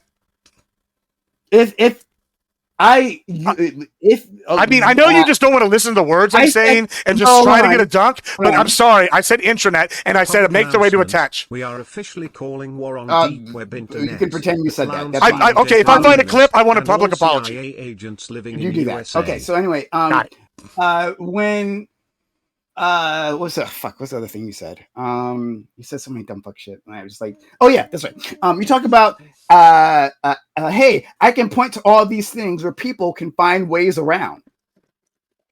But when I started the conversation, like literally 10 minutes ago, when I was responding to you, I said specifically, and I tripled down on it. I know people can get around these things. You said then, hey, you're saying that people can't get around these things. And then I stopped you. I said, no, you're saying, I said B, I said A, that people can get around these things. I doubled down. And then once you get a chance to talk again, you say, well, look, Prime, there's a ways to get around these things. You don't even understand the point I made, Prime. That's what's crazy. The point I made, Prime, if you would listen, was that you're paying for convenience. I'm going to finish. Right? So, of course you can.